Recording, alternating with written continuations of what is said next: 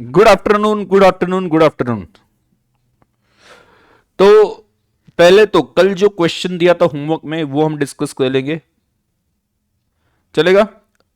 देखो, आपने अगर सॉल्व किया है, अगर आपने सॉल्व किया है तो आप क्रॉस चेक कर लेना कहीं पे कुछ गलती तो नहीं है।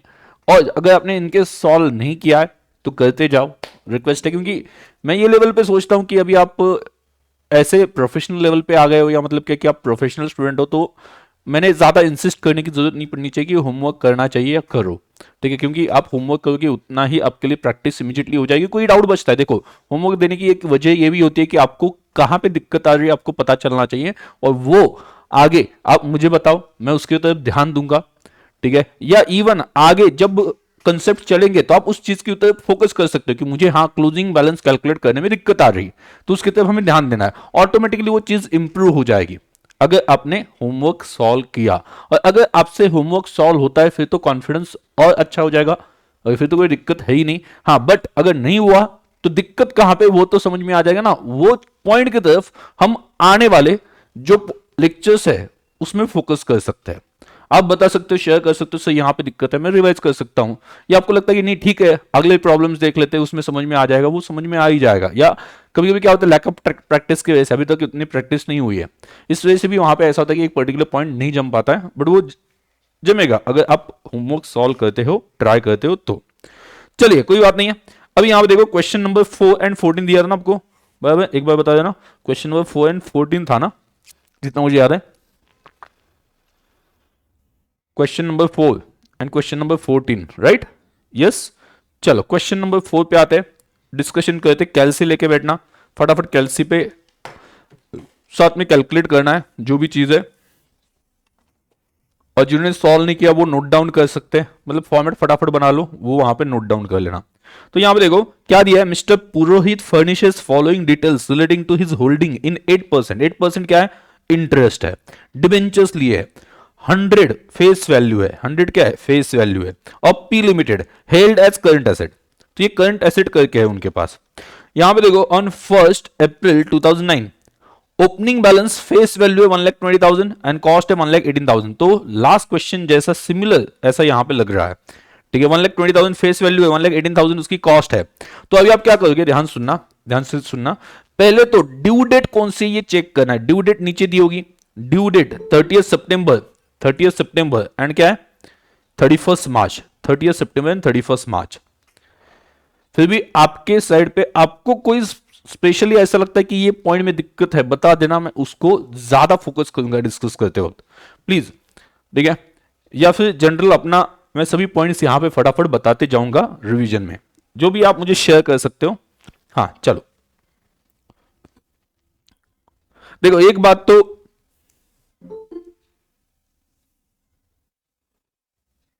हम्म, ओके, एक बात का तो कॉन्फिडेंस मैं पक्का दूंगा कि ऑब्वियसली मैं आपके लिए सबसे ज्यादा मतलब एक अप्रोचेबल अवेलेबल रहने वाला हूं कि आपने बता दिया कि सर यहां पे कुछ दिक्कत है, I am ready to solve it, बराबर। और जो प्रोफेशनल एग्जाम में मिसिंग होता है टीचर की तरफ से, मैंने ये पढ़ा दिया, ठीक है आप देख लेना, ऐसे वाला एटीट्यूड कभी भी नहीं रहेगा।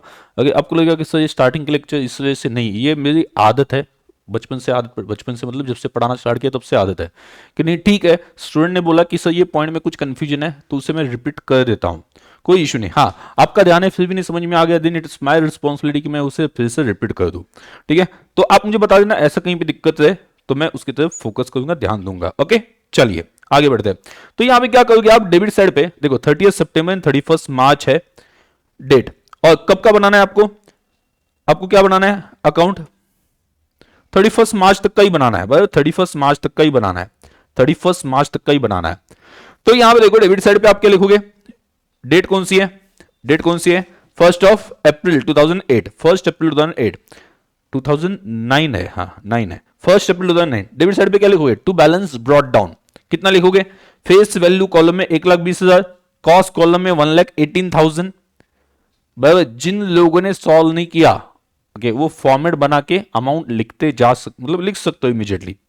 बट ऐसा मत करना, ट्राई तो करना, एटलीस्ट फॉर्मेट तो रेडी होना चाहिए ताकि मैं जब डिस्कस करूं वहां पे आप नोट डाउन कर सको जो भी अमाउंट्स है वो। हाँ, डिस्कस करते वक्त मैं आपको समझाऊंगा फिर से कि ये कैसे कैलकुलेट किया। अभी आप मुझे बताओ इसमें इंटरेस्ट कैलकुलेशन आएगा या नहीं आएगा, आप बताओ मुझे। ये जो ओपनिंग बैलेंस है उसमें इंटरेस्ट कैलकुलेशन आएगा या नहीं आएगा? इंटरेस्ट कैलकुलेशन कैसे होता है? Last due date to present date. Last due date कौन सी थी इंटरेस्ट की? 31 मार्च, बराबर। और ये कौन सा दिन है? 1 अप्रैल, मतलब एक दिन का ही टाइम हो गया ना, एक दिन भी नहीं हुआ, बराबर। तो उस केस में इंटरेस्ट कैलकुलेशन नहीं बनेगा यहां पे, क्योंकि कल ही ड्यू डेट हो चुकी है, बराबर। तो इस वजह से इसमें कोई इंटरेस्ट कैलकुलेशन नहीं बनेगा। ओके, तो इंटरेस्ट कैलकुलेशन यहां पे नहीं बनता है, तो इस वजह से इंटरेस्ट के यहां पे डैश कर देंगे। कोई डाउट है? कहीं पे डाउट लगे आप खुद बता देना। ओके, अगर आप नहीं बता रहे तो मुझे लगता है कि हाँ ठीक है, चलो सब कुछ ठीक चल रहा है, उल्टा मैं ही बोलता हूं सब बोलो सब बोलो, और सब बोलते तो आगे बढ़ता हूं। ठीक है, ये जब प्रॉब्लम सॉल्व करते हैं ऐसे ही हम फॉलो करते हैं, बट यहाँ पे हम रिवीजन ले रहे हैं या जो होमवर्क है उसका डिस्कशन ले रहे हैं, इस वजह से आप नहीं बोलोगे तो मैं आगे बढ़ूंगा।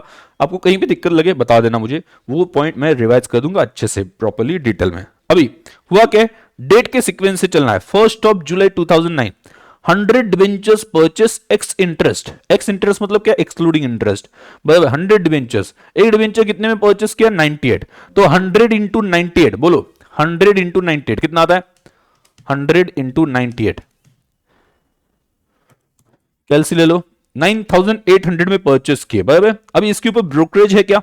ब्रोकरेज है कि यस 1% है for each transaction, her transaction के लिए 1% है। मतलब देखो 100 इंटू 98 कितना हो गया? 9800 प्लस क्या करना है? 1%, प्लस क्या करना है? 1%, तो कितना आ गया? 9898। और इसमें इंटरेस्ट इंक्लूड नहीं, इस वजह से लेस करने की जरूरत नहीं है क्योंकि ये एक्स इंटरेस्ट ट्रांजैक्शन है। Is it clear? X interest transaction है, क्लियर? ओके, तो यहां पे देखो 9898 ये वहां पे अमाउंट आ गई। तो आप क्या करोगे? फेस वैल्यू में कितना लिखोगे? जो भी उसकी प्राइस है 100 इंटू 100, फेस वैल्यू में जाएगा 10,000, और आपके कॉस्ट में या अमाउंट कॉलम में जाएगा 9898। इसके ऊपर इंटरेस्ट कैलकुलेट करना है क्या? आंसर क्या बनता है? यस। क्यों? क्योंकि last due date to present date calculate करना होता है। लास्ट ड्यू डेट कौन सी है? लास्ट ड्यू डेट 31 मार्च, तो 31 मार्च के बाद में अप्रैल, मई, जून, 1 जुलाई को तो ये परचेस किया है ना, तो इस वजह से 3 महीने का इंटरेस्ट कैलकुलेट करना है फेस वैल्यू के ऊपर। तो 10,000 के ऊपर कितना परसेंट बोलो? 8%, डिवाइड बाय 12 इंटू 3 कितना आ जाता है? 200 आता है ना, 200। तो यहां पे इंटरेस्ट कॉलम में आप कितना लिखोगे? 200 लिखोगे, करेक्ट। उसके बाद में आगे क्या हो? 1 अक्टूबर को आपने सेल की है, लेकिन 1 अक्टूबर को सेल करने से पहले इंटरेस्ट भी तो मिला है ना, क्योंकि ड्यू डेट कौन सी है? 30 सितंबर है, 30 सितंबर, राइट। ड्यू डेट कौन सी है? 30 सितंबर। तो बोलो 30 सितंबर के केस में क्या हो जाएगा? कितना अपने पास जितने हैं उसके ऊपर मिलेगा। कितने अपने पास बोलो, आप बता देना सभी स्टूडेंट। नहीं सॉल्व किया तो अभी बता दो, उतना तो मतलब क्या है कि ध्यान अभी आपका हो गया। आपके पास कितने हैं? पहले 1,20,000 फेस वैल्यू है पहले वाले, और अभी कितने आ गए? 10,000 के आ गए फेस वैल्यू, मतलब 1,30,000 के डिबेंचर्स आपके पास है। उसके ऊपर कितना परसेंट? 8%, और 6 महीने का निकालना है ना, last due date to present date. अभी लास्ट ड्यू डेट थी 31 मार्च, तब से 30 सितंबर डेट चल रही है ना, तो कितना हो गया? 6 महीना हो गया। 6 महीने का कितना कैलकुलेट करेंगे? 5,200। 5,200 का इंटरेस्ट कहां पे लिखोगे? क्रेडिट साइड पे। इनकम है ना, तो इंटरेस्ट के क्रेडिट साइड पे जाना चाहिए। तो यहां पे क्रेडिट साइड पे डेट 30 सितंबर 2009 बाय बैंक, इंटरेस्ट कॉलम में लिखना है कितना? 5,200। नेक्स्ट अभी सेल किए 200 डिवेंचर्स एक्स इंटरेस्ट। यहां पे एक पॉइंट बढ़ रहा है, ब्रोकरेज वाला पॉइंट है। सेल के केस में ब्रोकरेज ऐड होता है कि लेस होता है? बोलो, सेल के केस में ब्रोकरेज ऐड होता है कि लेस होता है? लेस। वो तो भूले नहीं, बेसिक जो चीज है लेस होता है, बराबर। तो एक वो पॉइंट हमें याद रखना है। एक्स इंटरेस्ट है तो इंटरेस्ट लेस करने की जरूरत नहीं। कितने में बेचा? 200 इंटू 100, तो कितने में बेचा? 200 इंटू 100 में बेचा, और उसकी फेस वैल्यू भी 100 है, बेचते वक्त भी 100 में ही बेचा, और उसमें इंटरेस्ट इंक्लूड नहीं है। हाँ, लेकिन हमें पैसे जब मिलेंगे ना तो 1% कम मिलेगा, क्योंकि जिसने वो बेच के दिया वो अपने पास से 1% ब्रोकरेज कट करेगा। इस वजह से माइनस क्या करेगा? 1% अगर कट कर दिए तो कितना आ जाता है? सेल 19,800। कितना? 19,800। तो आपको एक काम करना है, क्रेडिट साइड पे सेल हो गया, मतलब इन्वेस्टमेंट जा रही है ना, इस वजह से क्रेडिट, तो क्रेडिट साइड पे बाय बैंक डेट लिखेंगे, बाय बैंक लिखेंगे, और आपके फेस वैल्यू कॉलम में जो भी फेस वैल्यू 20,000 लिख देंगे, और कॉस्ट कॉलम में कितना लिखेंगे 19,800, 19,800 कितना लिखेंगे 19,800 लिख देंगे। अब इसके ऊपर इंटरेस्ट कैलकुलेट करना है क्या, इंटरेस्ट कैलकुलेट करते हो तो क्या चेक करना है, last due date to present date interest calculate करना है। इंटरेस्ट कैलकुलेट करना है क्या बोलो सभी, मतलब जिन्होंने सॉल्व नहीं किया अभी जो पूछ रहा हूं उसका तो आंसर फटाफट दे दो। इंटरेस्ट कैलकुलेट करना है क्या, नहीं सभी लोग देंगे नहीं, क्यों क्यों, क्योंकि कल ही तो ड्यू डेट हो गई ना, तो इंटरेस्ट कुछ भी कैलकुलेट नहीं करना है। इंटरेस्ट कॉलम में हम क्या लिख देंगे, डैश लिख देंगे। तो ये भी हो गया। अभी हम क्या करते हैं, सेल के टाइम पे क्या कैलकुलेट करते हैं, प्रॉफिट कैलकुलेट करते हैं। तो प्रॉफिट कैलकुलेट करते वक्त हमें ये देखना पड़ेगा कि कौन सा शेयर्स या कौन से शेयर्स सेल हो गए। तो कौन सा मेथड फॉलो किया, फीफो है ना, फीफो है, मतलब जो पहला स्टॉक था उसमें से बेचे है। पहला स्टॉक मतलब कौन सा, ये वाला 1,18,000 में हमने कितने लिए थे, 1,20,000 जिसकी वैल्यू थी, 1,20,000 वैल्यू थी। तो कितने कितने डिबेंचर्स थे, 1,20,000 डिवाइड बाय एक डिबेंचर था 100 का, मतलब होते 1,200। जैसे लास्ट क्वेश्चन में हमने पढ़ा था वैसा ही यहां पे। तो हम क्या करेंगे, 1,18,000 डिवाइड बाय 120 इंटू कितना बेचा अभी, सॉरी डिवाइड बाय 1,200 करना चाहिए, 1,18,000 डिवाइड बाय 1,200 इंटू कितने बेचे अभी, 200 सेल किए ना,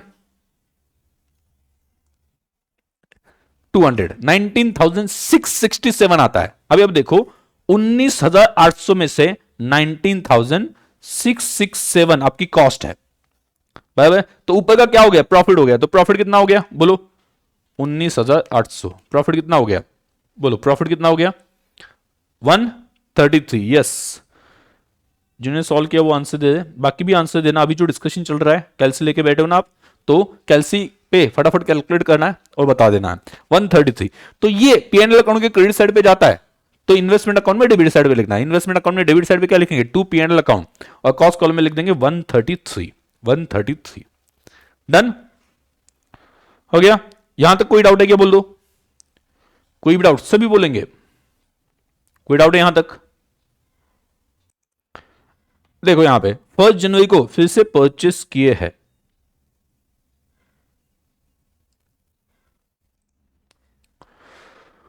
1 जनवरी को परचेस किए, परचेस कैसे किए, कम इंटरेस्ट, मतलब ये 98 में इंटरेस्ट इंक्लूड है याद रखना, और ब्रोकरेज का तो हर ट्रांजैक्शन के ऊपर 1% का एडजस्टमेंट आएगा ही। तो देखो आप पहले ये देखो 50 इंटू 98 कितना, 4,900 उसकी प्राइस आती है।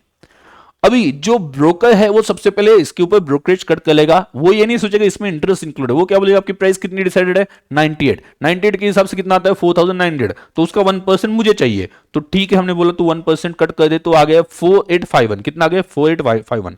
लेकिन ये 4,851 जो है उसमें इंटरेस्ट भी इंक्लूड है। इंटरेस्ट कौन सा इंक्लूड है, last due date to present date. Last due date कब थी 30 सितंबर, तब से कब कितना हो गया, अक्टूबर नवंबर दिसंबर, 3 महीने हो गए, कितने दिन हो गए 3 महीने। तो 3 महीने का आप अगर इंटरेस्ट कैलकुलेट करते हो तो कितना आता है, देखो ये 50 है, फेस वैल्यू है 100, तो कितना आ जाता है 50 इंटू 100, 5,000 आ जाता है ना, 5,000। तो 5,000 इंटू 8% इंटू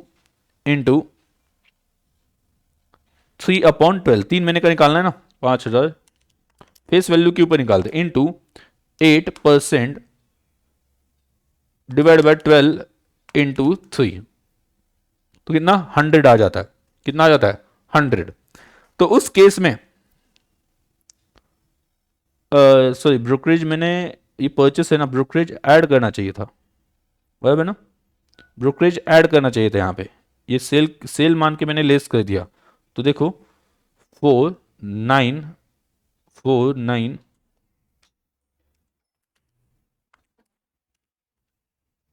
4,900, ओके, उसमें 40 इंटू 10% कितना आता है 490 ऐड करना है, और ये जो 100 है वो लेस करना है। ये मैंने गलती से सेल समझ के उसे लेस किया था परचेस से लेके, तो 4,900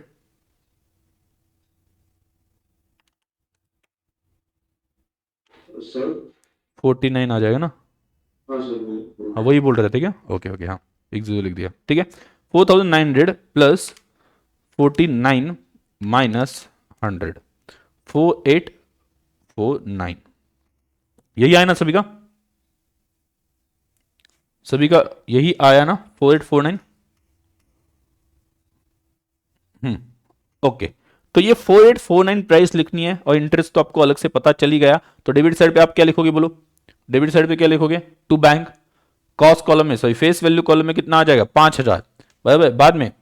बाद में जो अमाउंट कॉलम है उसमें आप लिखोगे 4849 और इंटरेस्ट कॉलम में लिखोगे आप 100। तो इस तरह से वहां पे प्रेजेंटेशन दिखाई देगा डेबिट साइड पे, क्लियर, परचेस के लिए।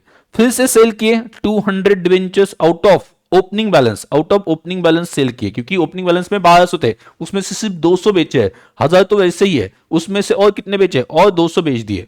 पहले 200 बेचे, अभी और 200 बेचने वाले हैं। और फीफो मेथड मतलब पहले वाले जो स्टॉक है या पहले वाले जो डिवेंचर्स है उससे ही बेचे है। तो इस केस में यहां पे क्या हो जाएगा, देखो अलग पेज पे कैलकुलेट किया कभी भी अच्छा रहता है, क्योंकि लिख लेते तो कोई कंफ्यूजन नहीं होता है।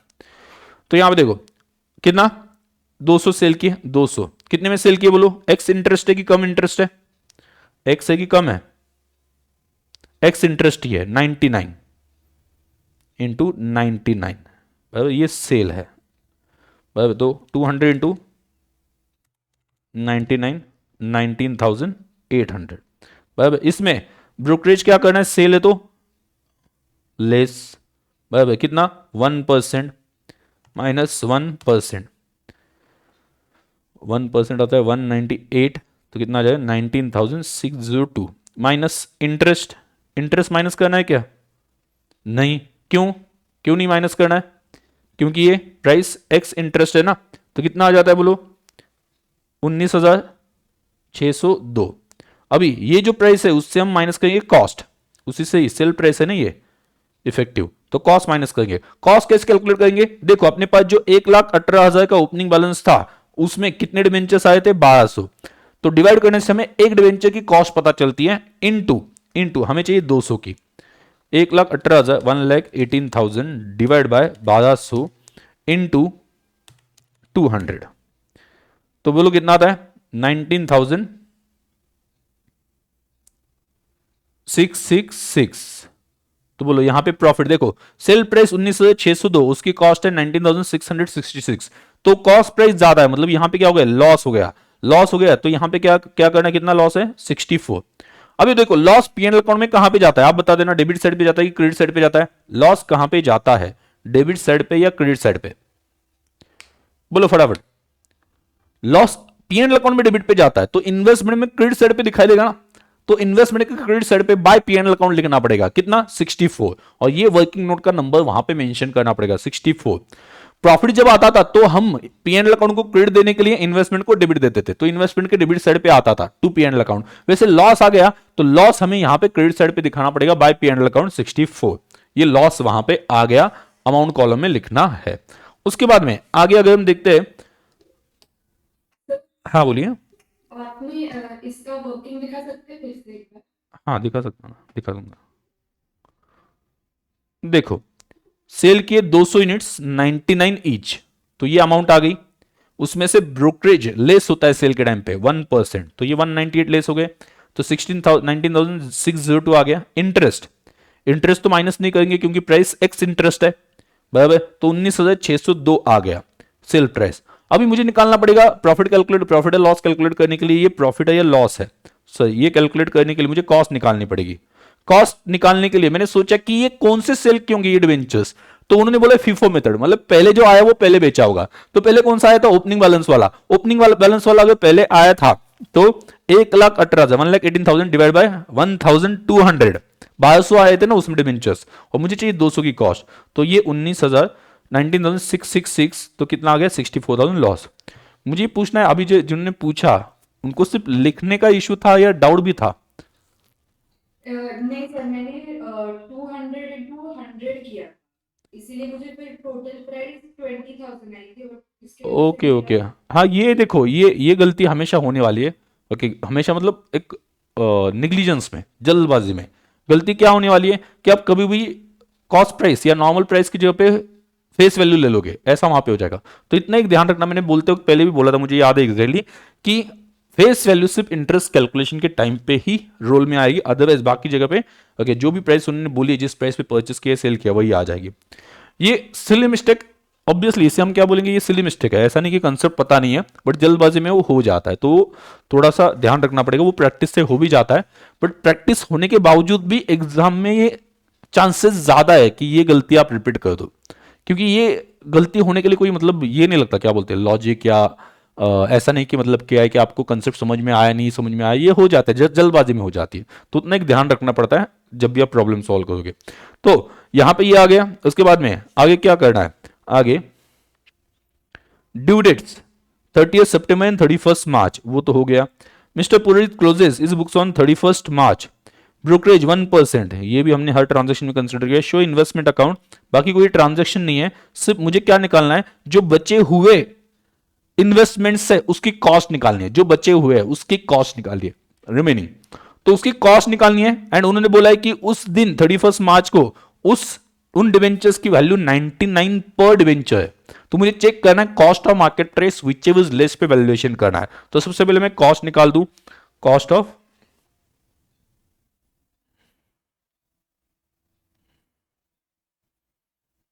क्लोजिंग बैलेंस कितना, देखो आपके पास जो बचे है ओपनिंग बैलेंस में से कितने बचे बताओ डिवेंचर्स, सभी लोग बताना, ओपनिंग जो थे उसमें से कितने बचे, सोचो ओपनिंग कितने थे, यूनिट्स कितने थे, कितने डिवेंचर्स थे, याद है 1200 थे, उसमें से कितने बचे, बोलो सभी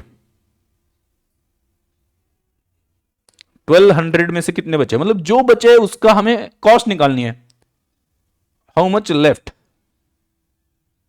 कुछ बेचे हैं ना हमने उसमें से, तो उसके बाद में आपके पास कितने बाकी है, अभी अभी कितने,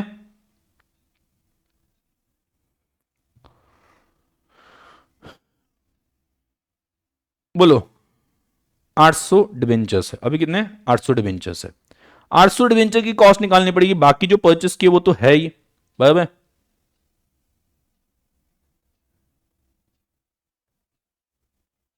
800 डिवेंचर कैसे निकालोगे कॉस्ट, 800 डिवेंचर तो टोटल थे 1,18,000, कितने के लिए 1200 के लिए इंटू 800,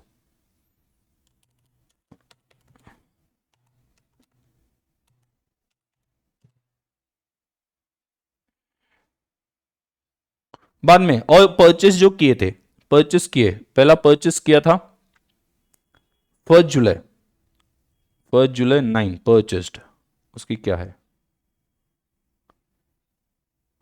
9898,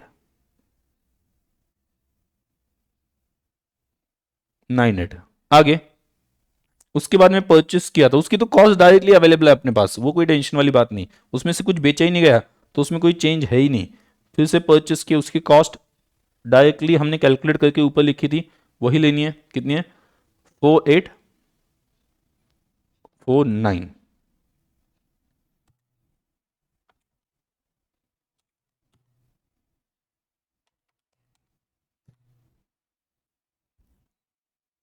$94,414, ये उसकी कॉस्ट प्राइस है ऑफ रिमेनिंग स्टॉक। और market price will compare with the market price, market price कितनी है, देखो अपने पास जो डिवेंचर्स है वो 800 डिवेंचर है पहले वाले, बाद में हमने कितने परचेस किए 200 और बाद में परचेस किए 100, मतलब कुल मिला के अपने पास जो बचे हुए वो 1100 डिवेंचर्स है, 1100 डिवेंचर्स अभी अपने पास बचे हैं नंबर्स में अगर हम काउंट करते तो बराबर ना, 1100 ही है ना, पहले 1200 थे उसमें से 400 बेचे 200 200 करके बराबर, तो 800 बच गए, और उसके बाद में जो परचेस किए थे 1 जुलाई को वो 200 है, और उसके बाद में जो परचेस किए थे 1 जुलाई को वो 100 है, मतलब 800 प्लस 200 प्लस 100 1100 होते हैं, इंटू क्या 99, इंटू क्या 99, 99 कितना हो जाता है,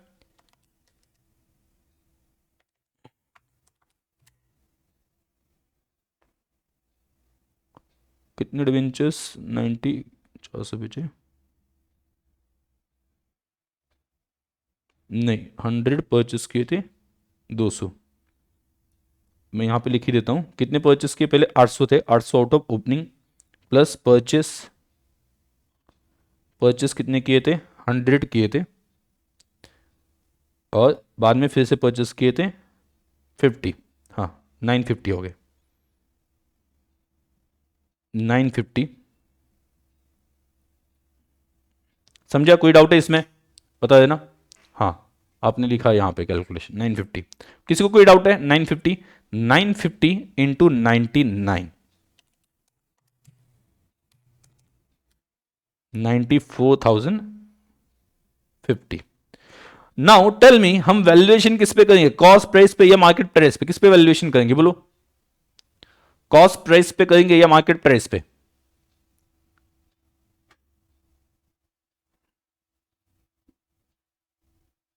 बोलिए, विच is less, which is less, जो भी कम होगा उस पे करेंगे। तो इन दोनों में से कम क्या है? Obviously market price, market price पे वैल्यूएशन करेंगे, मतलब 94,050 पे हमें लिखना पड़ेगा क्लोजिंग बैलेंस, और जो भी डिफरेंस आएगा कॉस्ट कॉलम में वो ट्रांसफर करना पड़ेगा पीएनएल अकाउंट में, क्योंकि आपकी कॉस्ट जो इतने से कम होगी, यहां से ही पता चलता है कितने से कम होगी। तो यहां पे कॉस्ट प्राइस है 94,414 और 94,050 ये मार्केट प्राइस है। तो 364 से डाउन है प्राइस, राइट?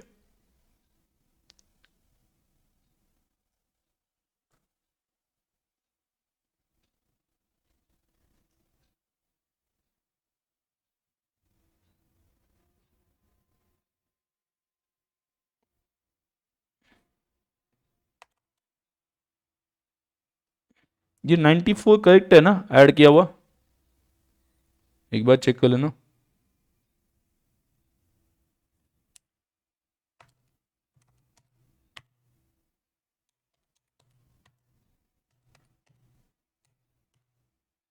ये 93 आया था, 93 आया था, 94 विच इज लेस, अरे कॉस्ट ही आ रही which is less, 93 which is less, cost ही आ गई 93,414।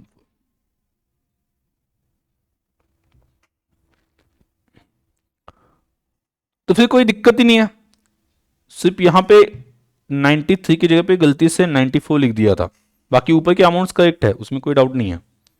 सिर्फ प्लस माइनस करते वक्त एक हद 3 की जगह पे 4 दब गया होगा, या 8 की जगह पे 9। समझा? फिर कोई डिफरेंस नहीं है, कोई डिफरेंस नहीं, कॉस्ट पे ही दिखाना है, फिर कोई डिफरेंस आने ही नहीं वाला, और डिफरेंस नहीं आने वाला तो कुछ पीएनएल अकाउंट में भेजने की जरूरत ही नहीं है। विच इज लेस, दोनों में से कम क्या है? यही कम है 93,414, तो इसी पे ही दिखाना है।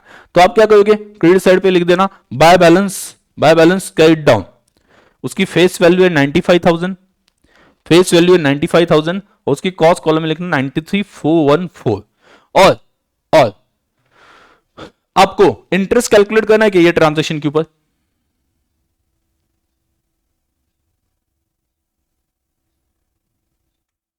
इंटरेस्ट कैलकुलेट करना है कि ये ट्रांजैक्शन के ऊपर 31 मार्च है, इंटरेस्ट कैलकुलेट करना है क्या? यस, इंटरेस्ट मिल चुका होगा, जो भी अपने पास है उसके ऊपर इंटरेस्ट मिल चुका होगा, तो वो अलग दिखा देंगे, पेंडिंग में नहीं दिखाएंगे, बैलेंस के सामने नहीं दिखा देंगे, वो बाय बैंक करके दिखा देंगे, क्योंकि इतना इंटरेस्ट 6 महीने का हमें मिल जाएगा। तो 95,000 के ऊपर हमें इंटरेस्ट मिल जाएगा,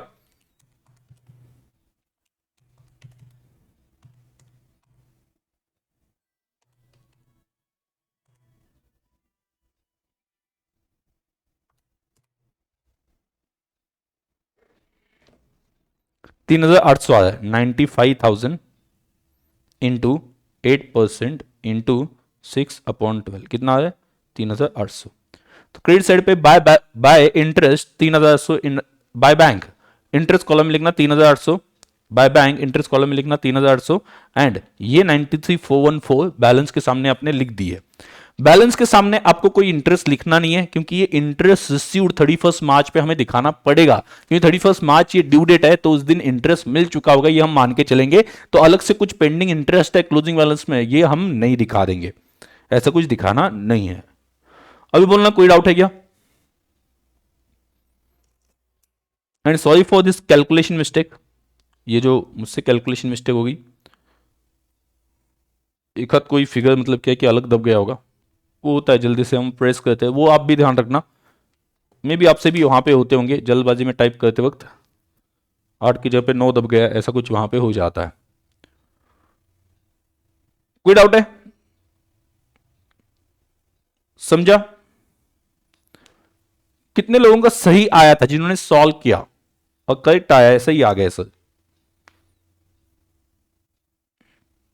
जिन्होंने सॉल्व किया था? चलो अगला क्वेश्चन तो आसान है, वो कोई ज्यादा डिफिकल्ट नहीं है, उसके बाद में हम न्यू क्वेश्चन के साथ स्टार्ट करेंगे।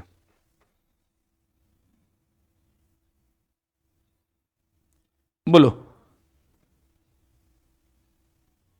किसी का आया था सही या कहीं पे तो गलती हो गई?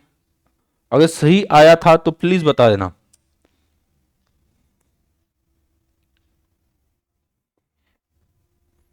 तब तक मैं 14 बंद कर देता हूं, वो तो फास्ट हो जाएगा 14 वाला, ये ज़्यादा एडजस्टमेंट नहीं 14 में,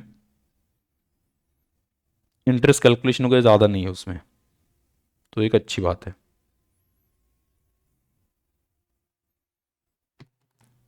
गलती कहाँ पे हो गई थी? मुझे जितना याद है कि कौन से स्टूडेंट ने बोला था, अनुश्री, यस सर, वो कैलकुलेशन में हो। आपने जो लास्ट बोला वो वही आपने ही बोला था क्या? 200? हाँ हाँ ठीक है। और रजत? सर वो एक जगह पे कैलकुलेशन एरर हो ओके, कैलकुलेशन में देखो, मतलब कैलकुलेशन की गलती मुझसे भी होती है, तो वहाँ पे एक ध्यान रखना पड़ता है, क्योंकि वो कंसेप्चुअल गलती नहीं है, तो ये जल्दबाजी में हो जाती है, मतलब वो कैलसी टाइप करते वक्त या वो वहाँ पे बटन दबाते वक्त, ठीक है, तो वो उसमें हमें ध्यान रखना ही पड़ता है। ओके, वो चीज़ पढ़ाने वाली नहीं है, नहीं तो वो भी कुछ कर देता मैं, ठीक है, क्योंकि वो पढ़ाने वाली चीज़ ने आपको पता ही कैलसी कैसे हैंडल करना है, सिर्फ वो जल्दबाजी में हो जाता है, ठीक है, तो उतना एक थोड़ा सा कैलकुलेशन की तरफ ध्यान देना। बाकी कंसेप्ट में कोई दिक्कत हो तो बता देना। सभी लोग बोलो, कंसेप्ट में कोई डाउट है? बोलिए। अभी लगभग अपने डिवेंचर के सभी एडजस्टमेंट हो चुके हैं, उसके सिर्फ क्वेश्चन या प्रैक्टिस करने हमें, क्लियर? तो इससे आपको कॉन्फिडेंस आ जाए, कॉन्फिडेंस इस बात का आ जाएगा कि हाँ नहीं, मतलब ये चैप्टर का क्वेश्चन आ गया तो हम कर सकते हैं, मैनेज कर सकते हैं, मार्क्स ला सकते हैं। सिर्फ उस बात पे ध्यान देना पड़ेगा कोई सिली मिस्टेक ना हो, ठीक है, वो तो किसी से भी हो सकती है, बट वो एग्जाम में नहीं होनी चाहिए, उतना ही ध्यान रखना पड़ेगा। आगे 14 में देखो, on 1 April 2014 Hasan has equity shares का है ना, तो इक्विटी शेयर्स के लिए कौन से कॉलम बनाते हैं हम? फेस वैल्यू की जगह पे नंबर्स बनाते हैं। फेस वैल्यू बना दिया तो चलता है कि यस चलता है, कोई इशू नहीं है, ऐसा कोई रूल नहीं कि फेस वैल्यू की जगह पे नंबर्स ही आना चाहिए इक्विटी शेयर्स के केस में, बट जनरली नंबर्स लिखते हैं। क्यों? क्योंकि हमें बार बार इंटरेस्ट कैलकुलेट यहां पे नहीं करना पड़ता है, डिविडेंड तभी रिकॉर्ड किया जाता है जब वो डिक्लेयर होता है, और यहां पे इस क्वेश्चन में तो डिविडेंड भी नहीं है, इस वजह से डिविडेंड का कॉलम नहीं बनाया तो भी चलता है। पर क्या लिखा है? तो देखो, आपको कॉलम बनाना है नंबर और अमाउंट, ये दो ही कॉलम बनाने हैं, डिविडेंड वाला कॉलम यहां पे नहीं बनेगा क्योंकि कोई डिविडेंड की कोई एडजस्टमेंट नहीं है इसमें।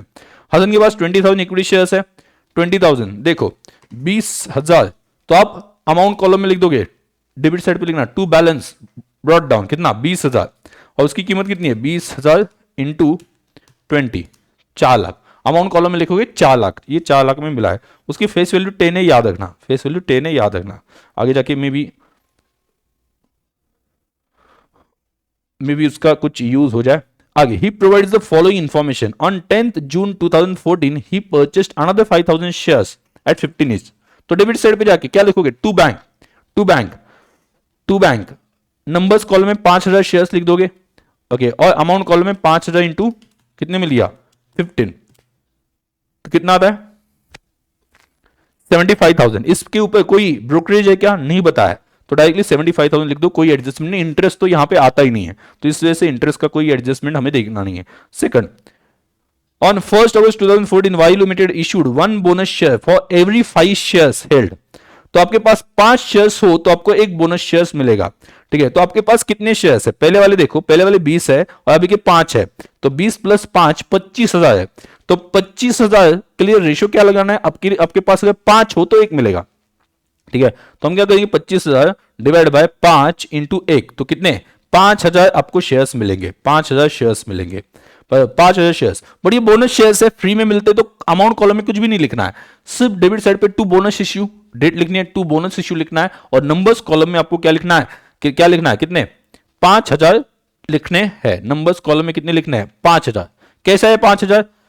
पहले वाले 20,000 थे, अभी के 5,000 ऐड करके टोटल एग्जिस्टिंग शेयर से 25,000 एंड 5:1 रेशियो में मिलेगा, मतलब 5 के बदले में 1 मिलेंगे, तो डिवाइड बाय 5 into 1, तो 5,000 शेयर्स हमें मिल गए। उसके बाद में next third, on 31st August 2014 the director of Y Limited announced right issued which entitle the shareholder to subscribe 2 shares for every 6 shares held of rupees 15 per share. 2 shares for every 6 shares, 6 के बदले में 2, 6 के बदले में 2, तो अभी आपके पास कितने बताओ? अभी आपके पास कितने हैं? जब राइट इश्यू अनाउंस हो गया तब आपके पास कितने हैं? ये क्वेश्चन में जब राइट इश्यू अनाउंस हुआ तब आपके पास कितने हैं? 30,000। परफेक्ट। 30,000 कैसे आए सर? पहले वाले 20,000 थे सर, बराबर, बाद में 5,000 आपने परचेस किए, बाद में 5,000 आपको बोनस करके मिल गए, तो आपके पास बने 30,000। 6 के बदले में दो देने, मतलब 30,000 divide by 6 into 2, divide by 6 into 2 कितना आ जाता है? 10,000 आपको मिल सकते हैं, मतलब ऑप्शंस मिल गए 10,000।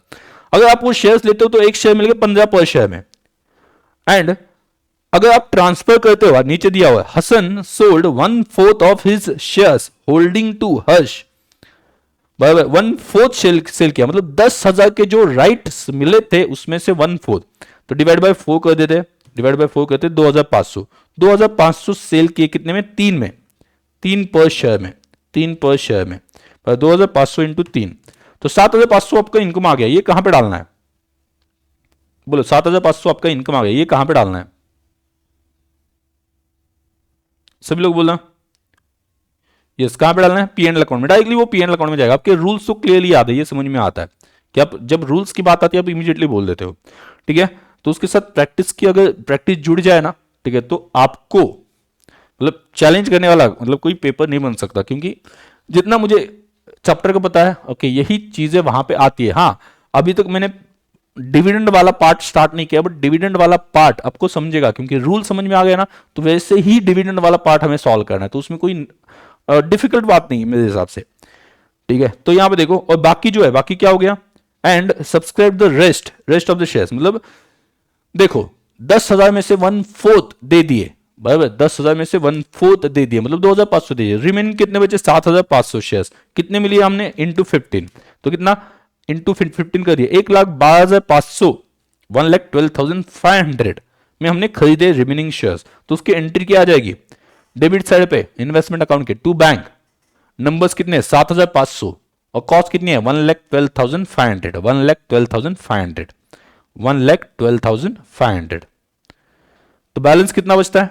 बैलेंस कितना बचता है? बैलेंस कितना है? जो भी है टोटल ले लो। आपके पास देखो सिंपल नंबर्स में, पहले थे 20,000, बाद में परचेस किए 5,000 नंबर्स, बाद में बोनस करके मिल गए 5,000, अभी राइट इश्यू में से 7,500 परचेस किए, 37,500 ये नंबर्स है क्लोजिंग बैलेंस में। By balance carry down, credit side पे जो आ जाएगा, बराबर। और अमाउंट कितनी? पहले की थी 4 लाख, पहले की थी 4 लाख क्लोजिंग बैलेंस, मतलब ओपनिंग बैलेंस जो था वो 4 लाख, हमें क्लोजिंग बैलेंस निकालना है, तो ओपनिंग बैलेंस 4 लाख था, उसमें हमने नए शेयर्स ले लिए 75,000 के, बोनस शेयर्स की तो कोई कॉस्ट लगी ही नहीं, इस वजह से उसकी कोई अमाउंट नहीं है। लेकिन अभी जो राइट शेयर्स ले लिए उसके 1,12,500, तो कुल मिला के क्या हो गए? 5,87,500 इज 5,87,000। तो क्लोजिंग बैलेंस कितना है नंबर्स में?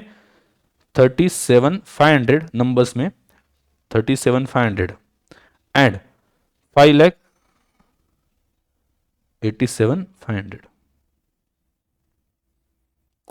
कोई डाउट हो तो बता देना।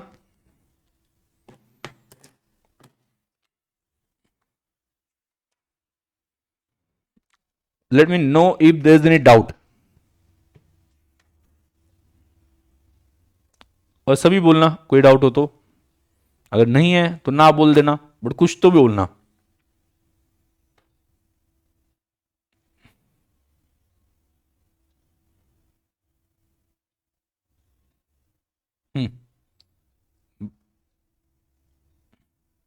बाकी स्टूडेंट जिन्होंने अभी तक कुछ भी नहीं बोला,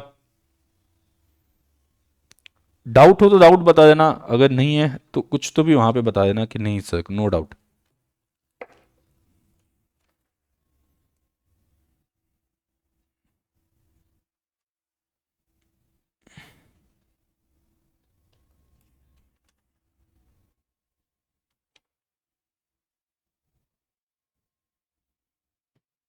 नो ओके, चलो न्यू क्वेश्चन स्टार्ट कर लेते।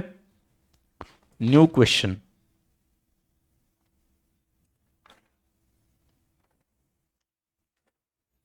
अभी डिविडेंड वाला लेते, डिविडेंड वाला जहां पे डिविडेंड भी बताया हो, ऐसा ले लेते क्योंकि वही एक एडजस्टमेंट है जो पेंडिंग है, तो क्यों ना वो खत्म कर दे, तो लगभग सभी एडजस्टमेंट के क्वेश्चंस हमने देख लिए, ऐसा हो जाएगा। हाँ है डिविडेंड, और मुझे ऐसा क्वेश्चन चाहिए जहां फाइनल डिविडेंड भी हो, इंटरिम डिविडेंड भी हो, दोनों हो, ताकि वो पूरा कंसेप्ट एक साथ ही हम प्रॉपर्ली समझ ले।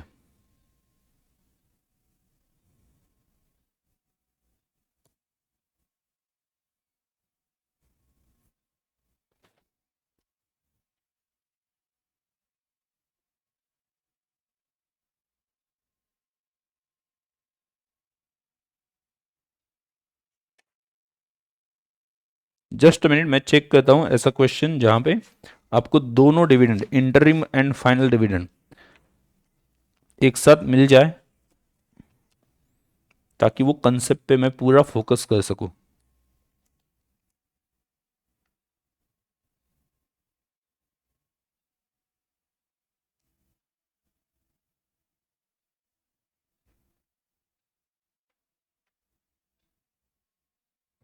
ओके चलो आ जाओ, इस क्वेश्चन को मार्क कर देना as an like master problem या इंपॉर्टेंट प्रॉब्लम। मतलब ये क्वेश्चन आपने देख लिया तो लगभग, मतलब कैसे कह सकते हैं 95% या 95% हो गया एडजस्टमेंट, सभी इसमें एक में ही कवर हो जाता है। इतना आपने सॉल्व कर लिया, मतलब लगभग आपने सभी, भले इक्विटी शेयर्स हो भले डिबेंचर बॉन्ड्स हो, सभी के एडजस्टमेंट आपने देख लिए, इसमें दोनों है। क्वेश्चन नंबर 13, तो क्वेश्चन नंबर 13 पे आ जाते हैं, ऊपर ये इसके देखो, ये ऊपर का जो है ना, ये ऊपर का जो है ये डिबेंचर्स का है, ये ऊपर का जो है बॉन्ड्स का है। बॉन्ड्स और डिबेंचर्स का ट्रीटमेंट एक जैसा ही होता है, पर नीचे जो दिया हुआ है ये पहले वाला जो कॉलम है ये बॉन्ड्स का है, और सेकंड कॉलम जो है वो इक्विटी शेयर्स का है। तो इसका मतलब क्या, दोनों एडजस्टमेंट्स यहां पे कवर हो जाएंगे। एक क्वेश्चन सॉल्व कर लिया तो आपका डिबेंचर बॉन्ड्स का भी रिवीजन हो जाएगा, और आपका किसका रिवीजन हो जाएगा, ठीक है, इक्विटी शेयर्स का भी रिवीजन हो जाएगा। Clear, so let's start.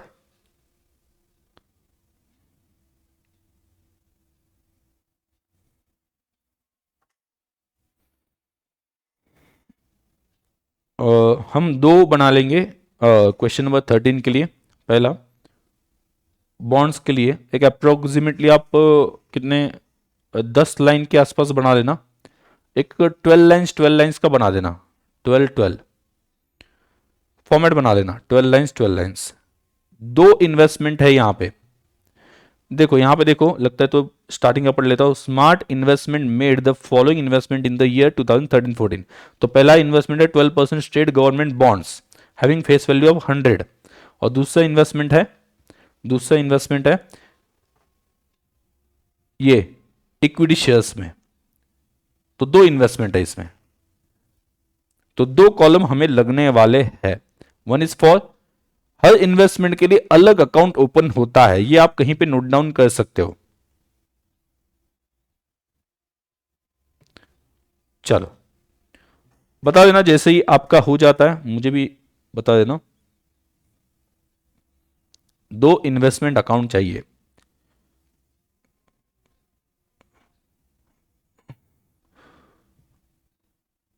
आप ऐसा भी कर सकते हो कि पहले सिर्फ डिवेंचर का बना लो, क्योंकि यहां पे डिवेंचर और शेयर्स के ट्रांजैक्शन अलग अलग दिए हैं, बराबर। तो इस वजह से पहले डिवेंचर कंप्लीट करके शेयर्स पे जा सकते हो। लेकिन कुछ क्वेश्चंस ऐसे होते हैं जहां पे डिवेंचर्स और इक्विटी शेयर्स के मिक्स ट्रांजैक्शन होता है, मतलब पहला ट्रांजैक्शन डिवेंचर का, दूसरा ट्रांजैक्शन इक्विटी शेयर्स का है।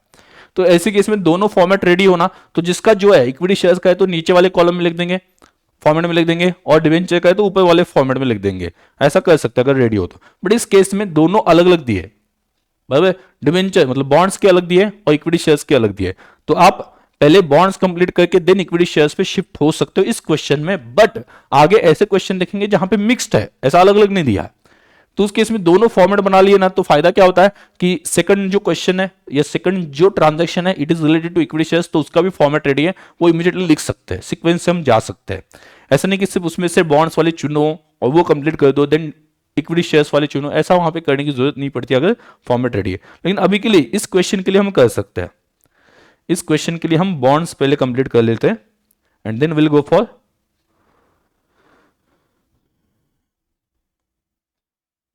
इक्विटी शेयर्स, क्योंकि ट्रांजैक्शन सेपरेट दिए है, सेपरेशन है ट्रांजैक्शन में यहां।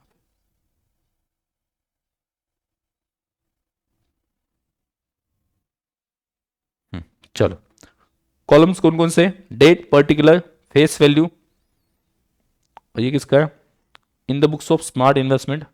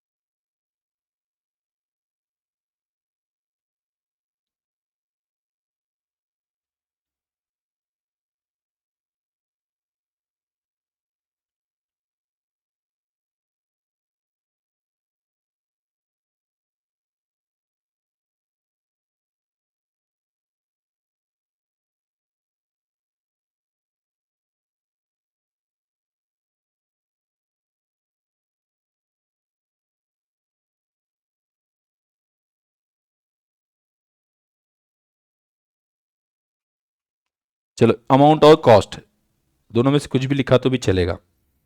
डन, रेडी, हाँ या ना बोलो, रेडी, स्टार्ट करें।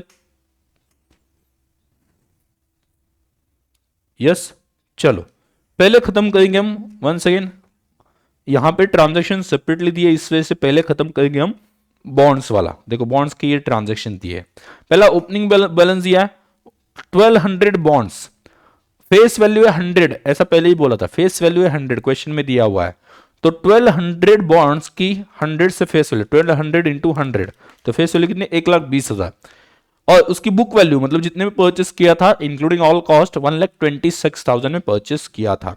अब इसका इंटरेस्ट की डेट क्या है, interest on bond is declared on 30 June and 31 दिसंबर, याद रखना 30 जून एंड 31 दिसंबर। अभी अब देखो ये डेट कौन सी है, 1 अप्रैल, ये डेट कौन सी है 1 अप्रैल, तो ओपनिंग बैलेंस के ऊपर कुछ इंटरेस्ट ड्यू है या नहीं है, इंटरेस्ट कुछ ड्यू है या नहीं है, बोलो। This question is little bit time consuming, क्योंकि यहां पे दो क्वेश्चंस मच किए लगभग।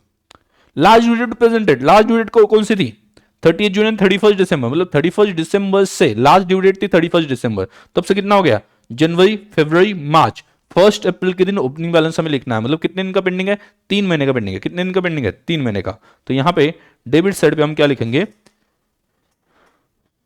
1 April 13 to balance brought down, face value है 1,20,000, कितने में लिया है 1,26,000 है ना, एक बार चेक कर लेता हूं, 1,26,000, और उसके ऊपर रेट ऑफ इंटरेस्ट कितना है, रेट ऑफ इंटरेस्ट लास्ट में दिया होगा 12% है, 12% स्टेट बॉन्ड्स 12% है। तो अभी आप देखो अगर मैं इंटरेस्ट कैलकुलेट करता हूं यहां पे ही मेंशन कर देता हूं, तो फेस वैल्यू के ऊपर 1,20,000 इंटू 12% इंटू कितने दिन का 3/12, बोलो कितना आता है, मेरे हिसाब से 3,600 आना चाहिए,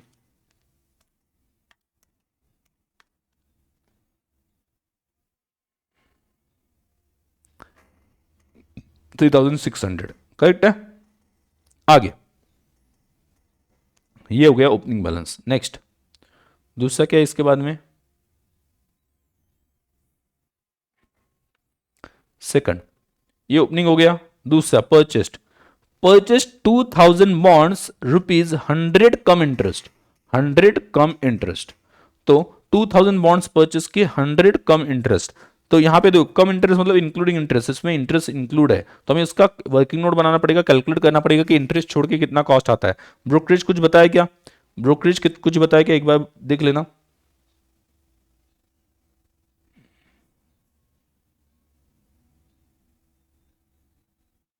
ब्रोकरेज बताया क्या? यहां पे बताया ब्रोकरेज,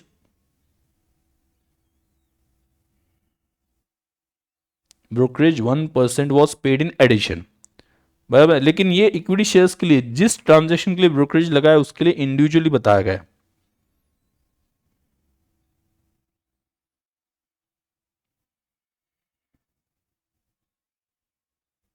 यहां पे भी देखो, जहां जहां पे लगा है ना वहां पे अलग से बता दिया, मतलब सभी के लिए अप्लीकेबल नहीं है वो। ठीक है, याद रखना हर एक ट्रांजेक्शन के लिए एप्लीकेबल नहीं, जिस ट्रांजेक्शन में लिखा है उस ट्रांजेक्शन के सामने लिखा हुआ है 1% लग गया। ठीक है, तो यहां पे लिखा हुआ है क्या? नहीं लिखा हुआ, तो हम कैसे मान के चले कि ब्रोकरेज लगा हुआ है? नहीं मान के चलेंगे। तो इस वजह से यहां पे देखो, ठीक है, वर्किंग नोट 1, परचेस प्राइस,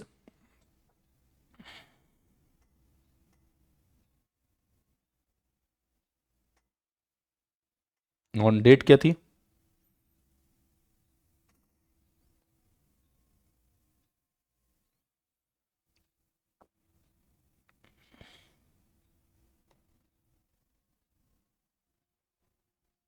दो हजार bonds of 100, 2000 bonds of 100 cum interest.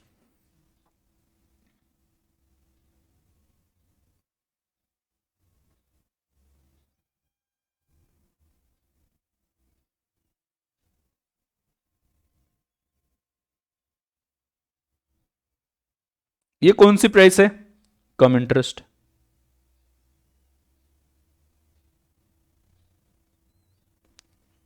Add cum interest less, इसमें से लेस प्लस ब्रोकरेज आता है,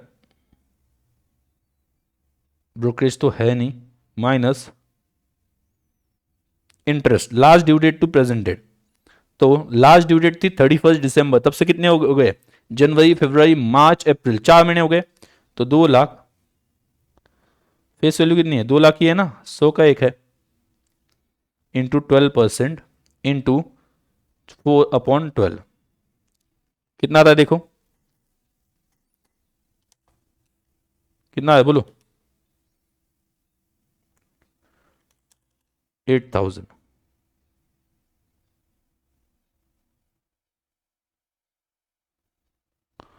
1,92,000 कॉस्ट है। आ जाओ यहां पे, 2 मई 13 टू बैंक वर्किंग नोट 1, कितना? 2 लाख, फेस वैल्यू 8,000 एंड 1,92,000, 1,92,000।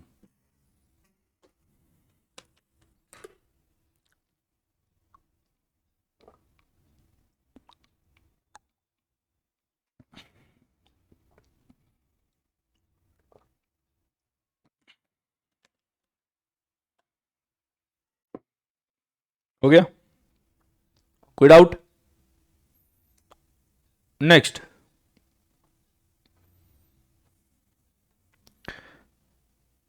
30 सितंबर, 30 सितंबर को ये बेच दिए, लेकिन उससे पहले 30 जून आ गया ना, 30 जून को क्या है? 30 जून को क्या इंटरेस्ट मिलता है आपको? 30 जून को क्या होता है? इंटरेस्ट मिलता है। तो इंटरेस्ट की एंट्री कर लेते हैं और उसके बाद में 30 सितंबर को सेल दिखाते हैं। तो इंटरेस्ट की एंट्री क्रेडिट साइड में बाय,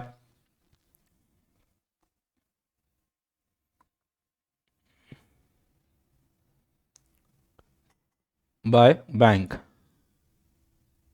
इंटरेस्ट कितना? जो आपके पास डिवेंचर्स है, टोटल है 1,20,000 फेस वैल्यू, प्लस 2 लाख, मतलब 3,20,000 हो गए। आपके अंडरस्टैंडिंग लिख रहा हूं, इंटू 12%, इंटू 6/12,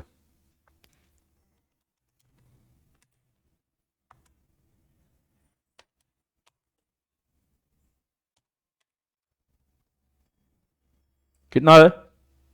19,200 आ रहा है। नेक्स्ट 30 सितंबर को सेल किया, 30 सितंबर को सेल किया, तो 30 सितंबर को सेल किया तो कोई बात नहीं, सेल किया तो इन्वेस्टमेंट जाती है, तो इन्वेस्टमेंट को क्या मिलता है, क्रेडिट मिलता है, इन्वेस्टमेंट को क्या मिलता है, क्रेडिट मिलता है, तो इन्वेस्टमेंट की क्रेडिट साइड पे बाय बैंक। लेकिन इसका सेल प्राइस हमें निकालना पड़ेगा, फाइंड आउट करना पड़ेगा, इसके ऊपर कुछ ब्रोकरेज वगैरह बताया नहीं है, ध्यान सुनना। कितना सेल किया 30 सितंबर को, 1500 बॉन्ड्स, 100 रुपए का एक बॉन्ड है face value, 105 x interest, 105 x interest है, बराबर। तो एक्स इंटरेस्ट है वो एक अच्छी बात है, इंटरेस्ट माइनस करने की जरूरत नहीं है, तो बोलो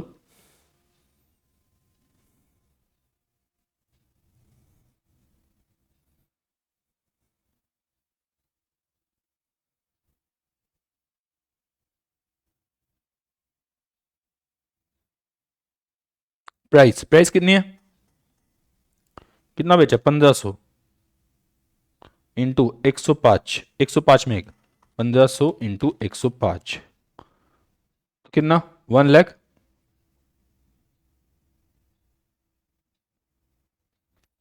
57,500 प्राइस है, बराबर। इसमें से ब्रोकरेज है क्या, ये लिखने की जरूरत भी नहीं है तो ब्रोकरेज नहीं है।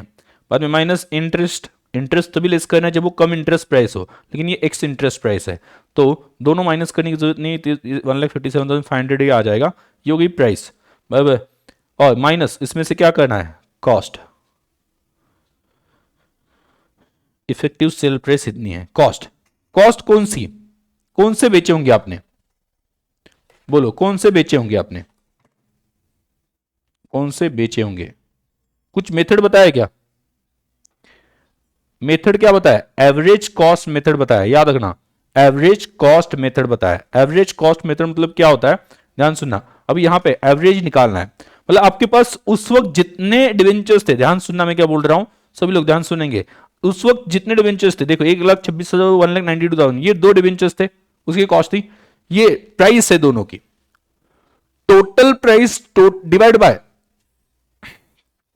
एवरेज कैसे निकलते हैं, total price divide by total quantity, total price divide by total quantity, average कैसे निकालेंगे, ये टोटल, टोटल जो भी नंबर्स है, यहां पे कितने नंबर्स है 1200 और यहां पे 2000, 1200 प्लस 2000 मतलब 3200 बॉन्ड्स लेने के लिए हमने टोटल कितने पैसे दिए, 1,26,000 एंड 1,92,000, तो देखो 1,26,000 प्लस 1,92,000 ये मैंने पे किया टू परचेस 3,200 बॉन्ड्स, समझा मैंने क्या बोला, एवरेज निकालना है आपको, अभी तक जो आपके पास डिवेंचर्स है ना उसका एवरेज निकालेंगे, तो आपके पास अभी डिवेंचर्स कितने हैं, सिंपल 3,200, कितने में लिए थे, ये दोनों प्राइस को ऐड कर दो आपको पता चलेगा, तो उससे आपको क्या मिलेगा, डिवाइड करने से average cost of each debenture पता चल जाएगी, average cost of each debenture पता चल जाएगी, बराबर। और अगर एवरेज कॉस्ट आपको पता चलती है तो मल्टीप्लाइड बाय जितने बेचे, कितने बेचे आपने, मल्टीप्लाइड बाय कितने बेचे आपने,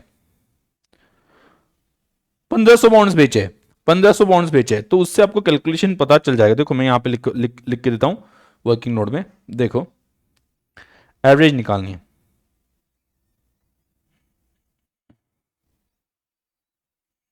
total price divide by total quantity, total price कितनी है जो अभी तक पे की हमने, देखो पहले केस में 1,26,000 ओपनिंग में जो था, प्लस नए जो अपने लिए वो कितने 1,92,000 डिवाइड बाय पहले वाले कितने थे 1,200 और अभी जो लिए वो कितने 2,000, तो आपका एवरेज कॉस्ट आ जाता है डिवाइड बाय 99.375, एक डिवेंचर एवरेज कॉस्ट पे 99.375 पे पड़ा है, और कितने डिवेंचर्स 1,500 सोल्ड इनटू 99.375,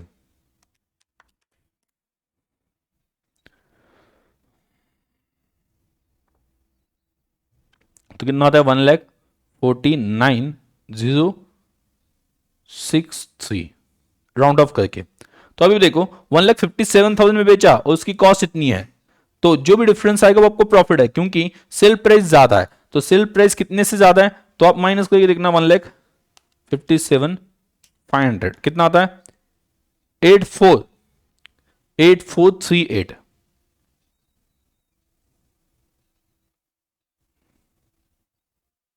अप्रोक्स, क्योंकि राउंड ऑफ किया है। ये समझा क्या कि मैंने क्या किया कैलकुलेशन, बोलो ये एवरेज समझा क्या, एवरेज कैसे निकालते हैं। शायद से फाउंडेशन में आपने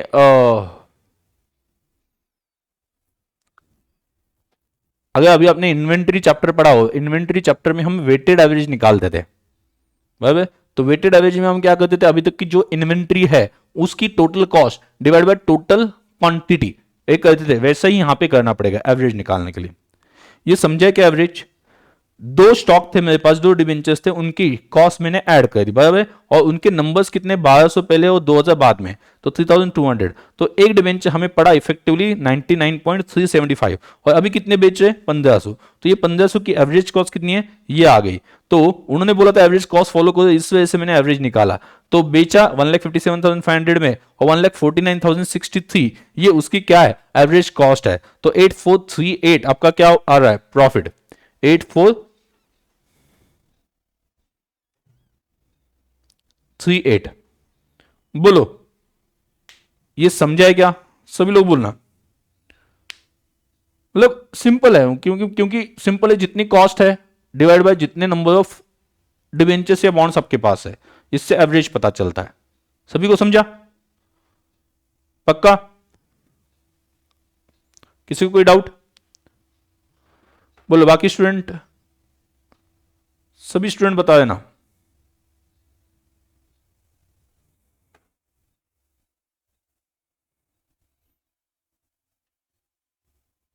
आगे आगे बढ़े,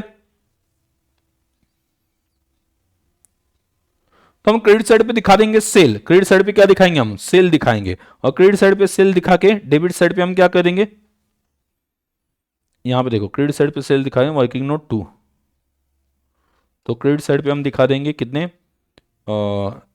उसकी फेस वैल्यू जो बेचे गए उसकी फेस वैल्यू कितनी है, 1,50,000 जो बेचे गए उसकी, 1500 बेचे है ना, 100 रुपये का एक, बराबर। आगे इसका कितने में बेचा है amount, 1,57,500 sale price. Interest calculate करना है कि yes last due date to present date. तो लास्ट ड्यू डेट कौन सी थी इससे पहले, सितंबर से पहले जून थी ना, 30 जून, मतलब जुलाई अगस्त सितंबर, तीन महीने हो गए ना, 3 महीने हो गए। 3 महीने का कैलकुलेट करते हैं, 1.5 lakh into 12% divide by 12 into 3, 4,500, बराबर। और प्रॉफिट जो है वो पीएनएल अकाउंट में क्रेडिट जाएगा, पीएनएल अकाउंट में क्रेडिट साइड पे जाएगा प्रॉफिट, तो यहां पे डेबिट साइड पे आ जाएगा to PNL account working note 2। कितना है, 8438।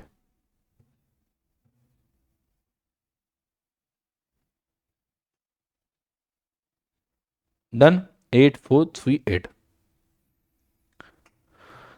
अब आप मुझे बताओ और कोई ट्रांजैक्शन है, नहीं है, इतने ही ट्रांजैक्शन है। अगर इतने ही ट्रांजैक्शन है तो क्या हो जाएगा, हमें अभी क्लोजिंग बैलेंस निकालना पड़ेगा। कब तक निकालना है हमें, कब तक के अकाउंट्स बनाने, बुक्स ऑफ अकाउंट्स,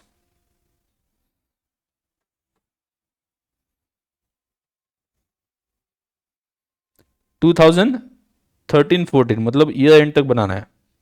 तो आगे क्या आ जाएगा, 31 मार्च 2014, उससे पहले इंटरेस्ट है, 31 मार्च 2014 तक बनाना है, 31 दिसंबर 13 उस दिन इंटरेस्ट आ जाएगा, bye interest, bye interest. Interest कितना, जो बॉन्ड्स आपके पास कितने बॉन्ड्स है, बोलो आपके पास कितने बॉन्ड्स है अभी, फटाफट बोलो।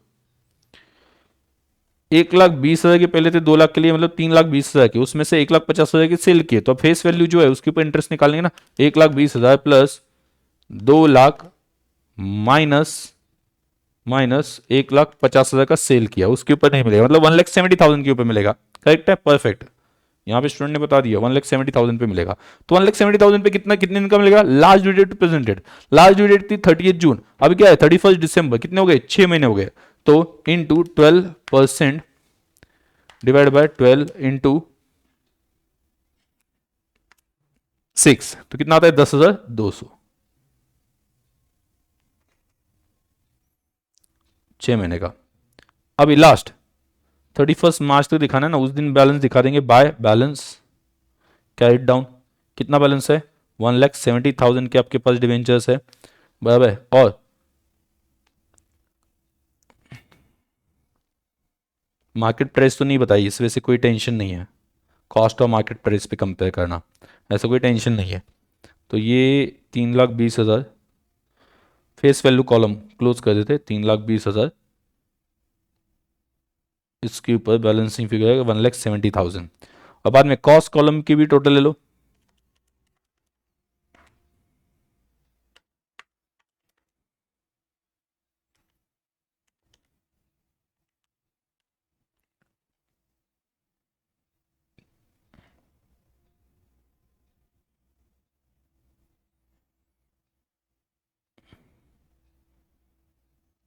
उससे लेस किया अगर क्रेडिट साइड पे जो है,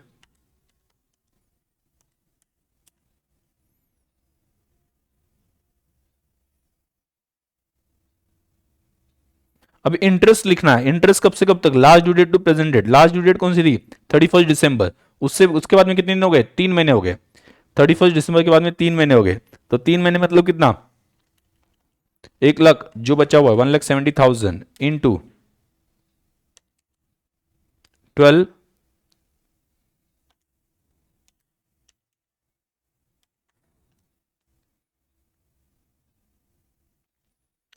5,100। देखो ये जो फेस वैल्यू उसके ऊपर 3 महीने का निकाला, last due date to present date, pending है 3 महीने का, तो ये इस साल का है, इस साल के क्रेडिट साइड पे आना चाहिए। तो हमने लिख दिया 5,100, वेदर इट इज रिसीव्ड और नॉट रिसीव्ड, इस साल का इनकम इस साल में आना चाहिए। ठीक है, तो कितना आता है वो पीएनएल अकाउंट में हमें इंटरेस्ट भेजना है। तो पीएनएल अकाउंट में इंटरेस्ट भेजने के लिए टोटल लेंगे हम, क्रेडिट साइड ज्यादा होगी, इन्वेस्टमेंट की है तो इंटरेस्ट आएगा ना, तो क्रेडिट साइड पे प्लस 4,500 क्रेडिट साइड की टोटल ले लो, 10,200, और बाद में 5,100 is equal to 39,000 total less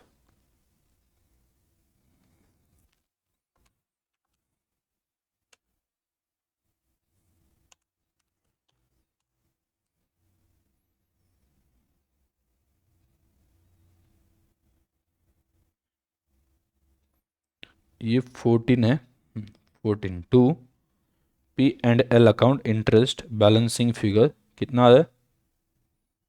27,400, 27,400। एक बार देख लेना, कोई डाउट हो तो बता देना, एक बार देख लेना, कोई डाउट हो तो बता देना।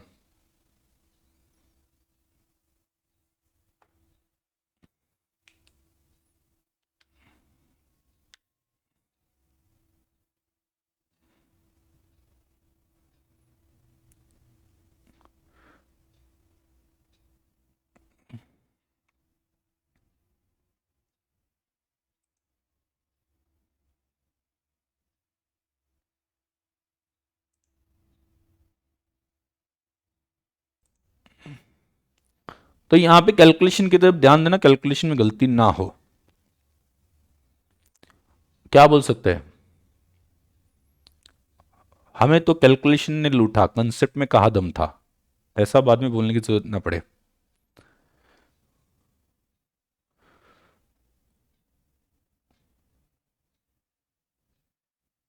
ठीक है, चलो इक्विटी शेयर्स की बात करते हैं। इक्विटी शेयर्स का थोड़ा सा जल्दी हो जाता है, रीजन बीइंग उसमें कैलकुलेशंस नहीं होते ज्यादा, मतलब वो एटलीस्ट हर बार इंटरेस्ट कैलकुलेशन नहीं होता है।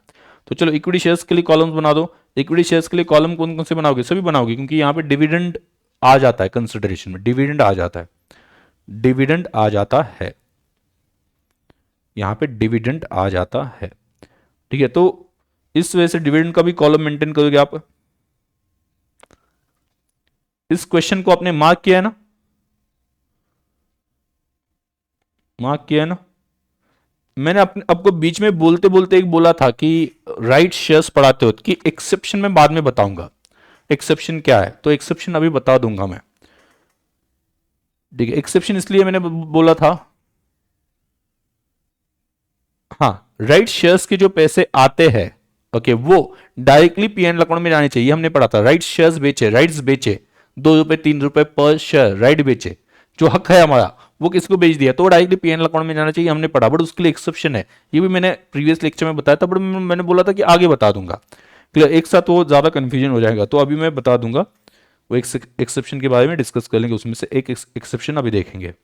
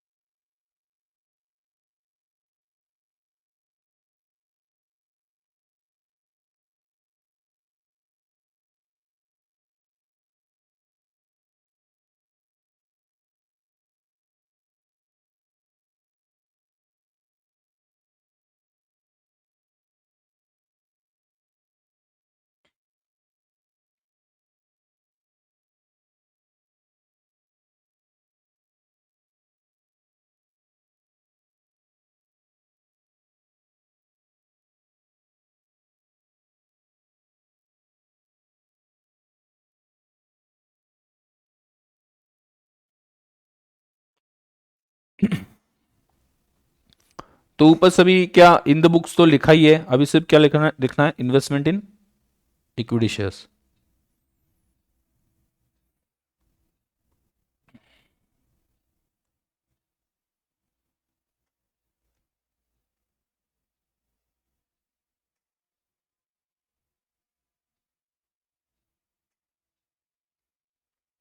नंबर्स, डिविडेंड, या डिविडेंड की जगह पे दूसरा नाम क्या यूज किया जाता है, इनकम।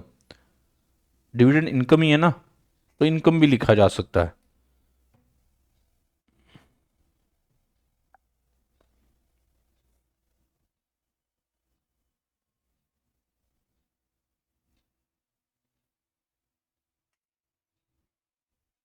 ओके,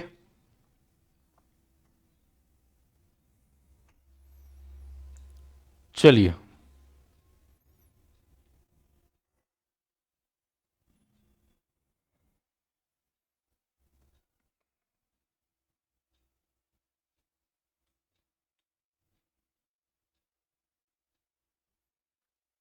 ओके,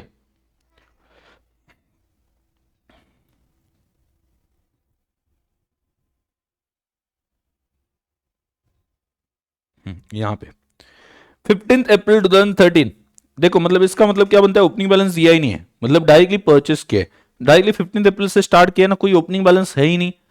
15 अप्रैल को परचेस किए 5000 equity shares of 200 on come right basis. ये हाईलाइट करना, कम राइट बेसिस। वो जो एक्सेप्शन है ना, वो एक्सेप्शन यहां पे छुपा हुआ है, मैं आगे समझा दूंगा। ओके, जब वहां पे डिविडेंड आएगा तब मैं समझा दूंगा, सॉरी राइट्स आ जाएंगे तब मैं समझा दूंगा।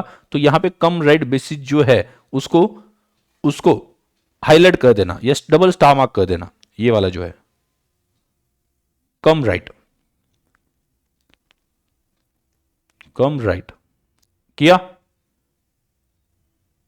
ये याद रखना है। आगे आगे मैं समझा दूंगा, डोंट वरी, जब वो डिविडेंड वाली बात आ जाएगी, सॉरी राइट्स बेचने की बात आ जाएगी, क्योंकि यहां पे कम रेट बोला है ना, ये सब समझा दूंगा, डोंट वरी। अभी तो नॉर्मल है, अभी आपको ट्रांजेक्शन नॉर्मल लिखने परचेस वाले।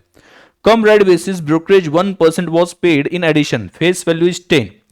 5000 परचेस किए, बराबर है कितने में, 200 पर शेयर, 200, ब्रोकरेज 1% दे दिया। क्लियर, कम रेट बेसिस पर परचेस किए, फेस वैल्यू उसकी 10 रुपए है। तो चलो लिख लेते हैं, इन्वेस्ट इक्विटी शेयर्स के डेबिट साइड पे 15 April, 15 April 13 to bank, to bank account कितने, 5000 है नंबर्स। 5000 नंबर्स है, 5000 नंबर्स है और कितने में परचेस किया। अब यहां पे परचेस का अगर आप वर्किंग नोट बनाते हो तो वर्किंग नोट पे क्या आ जाएगा, working note 3, cost of equity shares purchased on 31st March, sorry 15th अप्रैल 2013। कितना, कितने परचेस किए, प्राइस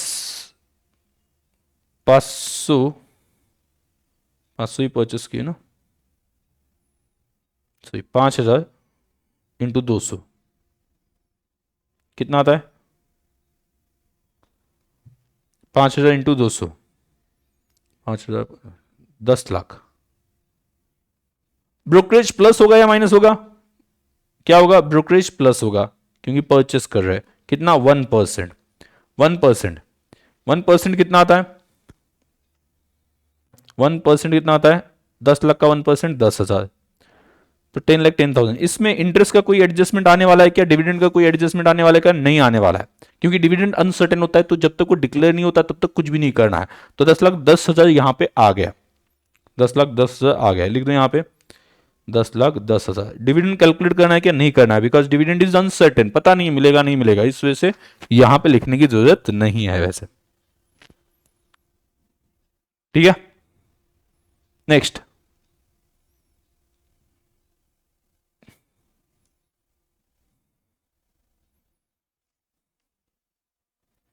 उसके आगे क्या हो गया,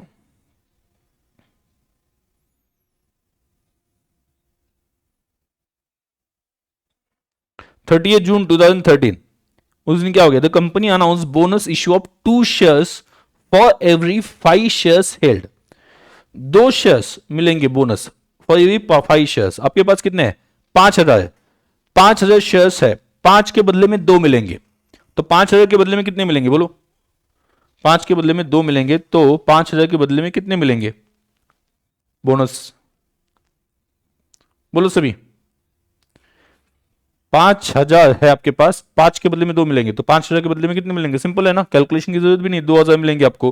और वो सिर्फ हम कहां पे लिख देंगे, इन द नंबर कॉलम, क्योंकि उसके लिए पैसे पे ही नहीं किए। तो डेट क्या है, 3 जून 13 टू बोनस इशू, ये सिर्फ लिखने के लिए लिखते हैं, बाकी इसकी कोई एंट्री वहां पे नहीं होनी चाहिए, बट अपने रिकॉर्ड में तो होना चाहिए ना, कितने आ गए आपके पास, 2,000। कैसे आगे लगता है, तो यहां पे 2,000 लिख सकते हो, 5,000 डिवाइड बाय 5 इंटू 2,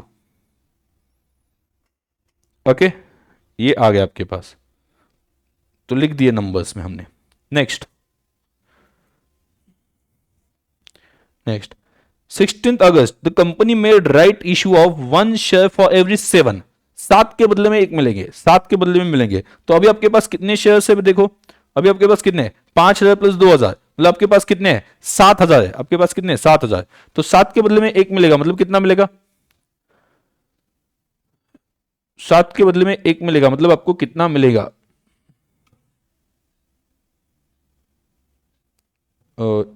7 के बदले में 1, करेक्ट है ना,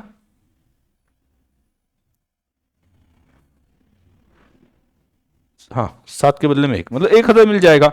और 1,000 का आगे क्या बोला है, ध्यान देना, ये 1,000 आपको राइट्स है, आपने परचेस किए या करने ही चाहिए ऐसा कुछ नहीं है। आगे क्या बताया, rights to the extent of 20%, जो 1,000 मिल रहे हैं ना उसमें से 20% राइट्स सेल किए, वो जो राइट्स है उसको किसी और को दे दिए, उसको बोला कि तुम डायरेक्टली शेयर्स ले लो, मुझे 60 रुपए पर शेयर दे दो, तो अपना इनकम हो गया, 60 मिल गए। The remaining rights were subscribe, और बाकी जो 80% वो हमने सब्सक्राइब किया, मतलब 1,000 में से 20% मतलब 200 किसी को बेच दिए राइट्स, 60 रुपए पर शेयर या ऑप्शन, वो हमने बेच दिए, और बाकी 800 अपने पास ही है, बाकी 800 तो अपने पास ही है। तो remaining rights were subscribe, remaining rights हमने सब्सक्राइब कर लिए, मतलब 800 हमने सब्सक्राइब कर लिए। इसकी वर्किंग नोट ही दिखा देते हैं, working note 4,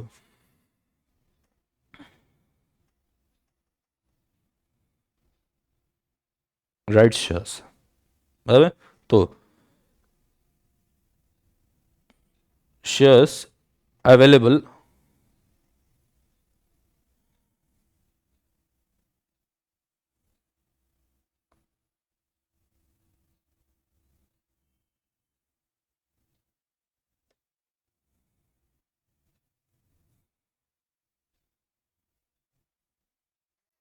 right issue, on the date of right issue कितना?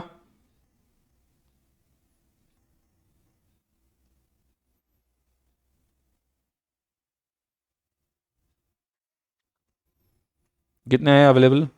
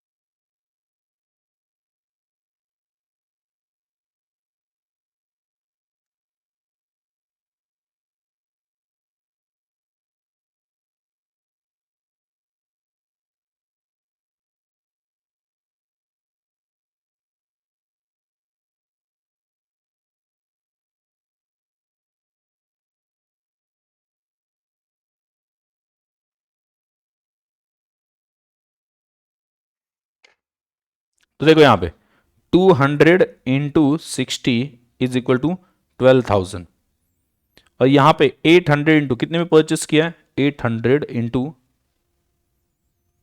बोलो 800 इंटू कितने में परचेस किया है? यहां पे दिया होगा 250, 250 है उस वक्त प्राइस। 800 इंटू 250, 2 लाख में परचेस किया। ये हमने खुद परचेस किया 80% और 20% बेचे। ये कहां पे बेचेंगे? ये कहां पे भेजेंगे? ये जो इनकम है राइट्स बेच के आया वो कहां पे जाएगा? कहां पे जाएगा बोलो? कहां पे जाएगा? Yes, P and L. But ध्यान देना, मैंने जो ऊपर अंडरलाइन करने के लिए बोला था ना एक्सेप्शन वाली, ये यहां से बात स्टार्ट होती है। अभी ध्यान सुनना मैं क्या बोल रहा हूं, ठीक है? अभी ध्यान सुनना मैं क्या बोल रहा हूं, इसकी तरफ थोड़ा सा ध्यान दे देना। ओके, चलेगा? तो सभी लोग नॉर्मली पी एंड अकाउंट में जाते, आपने क्रेडिट बोला, नॉर्मली पी एंड अकाउंट में जाते आपने क्रेडिट बोला, but there is one exception, मतलब 2 एक्सेप्शन है, उसमें से एक एक्सेप्शन अभी हम डिस्कस कर लेते हैं, ठीक है? वो एक्सेप्शन क्या है? वो एक्सेप्शन क्या है?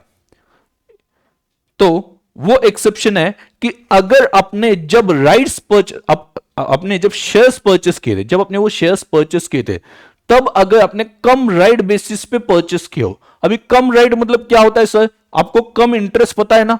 कम इंटरेस्ट क्या होता है? Including interest. वो प्राइस अगर इंक्लूडिंग इंटरेस्ट हो तो आप इंटरेस्ट बाद में क्या करते थे? लेस करते थे। वैसे ही कम राइट बेसिस, ऐसा भी एक कंसेप्ट होता है, मतलब उसमें राइट शेयर्स के उन्होंने भाव लिया। जैसे कि फॉर एग्जांपल मैं आपको बोलता हूं, आप खुद को इमेजिन करना, आप परचेस कर रहे हो, आप परचेस करो, मैं आपके पास आता हूं, मैं आपके पास आता हूं और बोलता हूं कि ये मुझे शेयर्स बेचने हैं, ये मुझे शेयर्स बेचने 200 पे। एक शेयर आपके पास लेके आया, आपके पास पहली बार जब मैं आया ना, तो एक शेयर 200 में बेचना है, ऐसा मैंने आपको बता दिया। बट आप बोलते हो 200 रुपए कैसे यार, बाहर तो 180 में मिल रहा है, आप 200 में कैसे बेच रहे हो? ठीक है, मतलब मार्केट प्राइस तो शेयर्स की 180 है, आप 200 में क्यों बेच रहे हो? एक्स्ट्रा पैसा क्यों? ये अभी जो मार्केट में प्राइसेस बढ़ गए वो बढ़ क्यों गए? ऐसा भी वहां पे हो सकता है, बढ़ जाते प्राइसेस। तो देखो मैं आपको लॉजिक बताता हूं मैं क्या बोल रहा हूं। अब साहब मुझे पता है पक्का 2 महीने में इसके ऊपर राइट इश्यू आने वाला है। क्या बोल दिया मैंने? 2 महीने में इसके ऊपर राइट इश्यू आने वाला है, और जब राइट इश्यू आएगा ना, तो आप खुद लेते हो शेयर्स तो भी आपको सस्ते में मिलेंगे, या इवन राइट्स बेचते हो किसी को तो भी 40-50 में आप उसे बेच सकते हो। इस वजह से मुझे आप उस वक्त 20 रुपीज ज्यादा देना। आपको मैंने बोला कि मुझे आप 20 रुपीज ज्यादा देना, ठीक है? क्यों? क्योंकि इसके ऊपर राइट्स इश्यू होने वाले हैं, और जब राइट्स इश्यू होंगे तो राइट्स आपको मिल जाएंगे, या तो आप उससे कम प्राइस में उसी कंपनी के शेयर्स ले सकते हो, क्योंकि मार्केट प्राइस से थोड़ा सा कम प्राइस में एग्जिस्टिंग शेयर होल्डर को ऑफर किया जाता है, या उन राइट्स को बेचा तो भी 40-50 जो भी है 50-60 रुपए उस प्राइस के हिसाब से वो आपको मिल जाएंगे। तो आप मुझे 200 दे दो, ठीक है? तो आप दोगे या नहीं? समझे क्या क्वेश्चन या एग्जाम्पल समझ में आ गया क्या? आप मुझे 200 दोगे या नहीं? मैं आपसे एक्स्ट्रा 20 रुपीज मांग रहा हूं। क्यों मांग रहा हूं?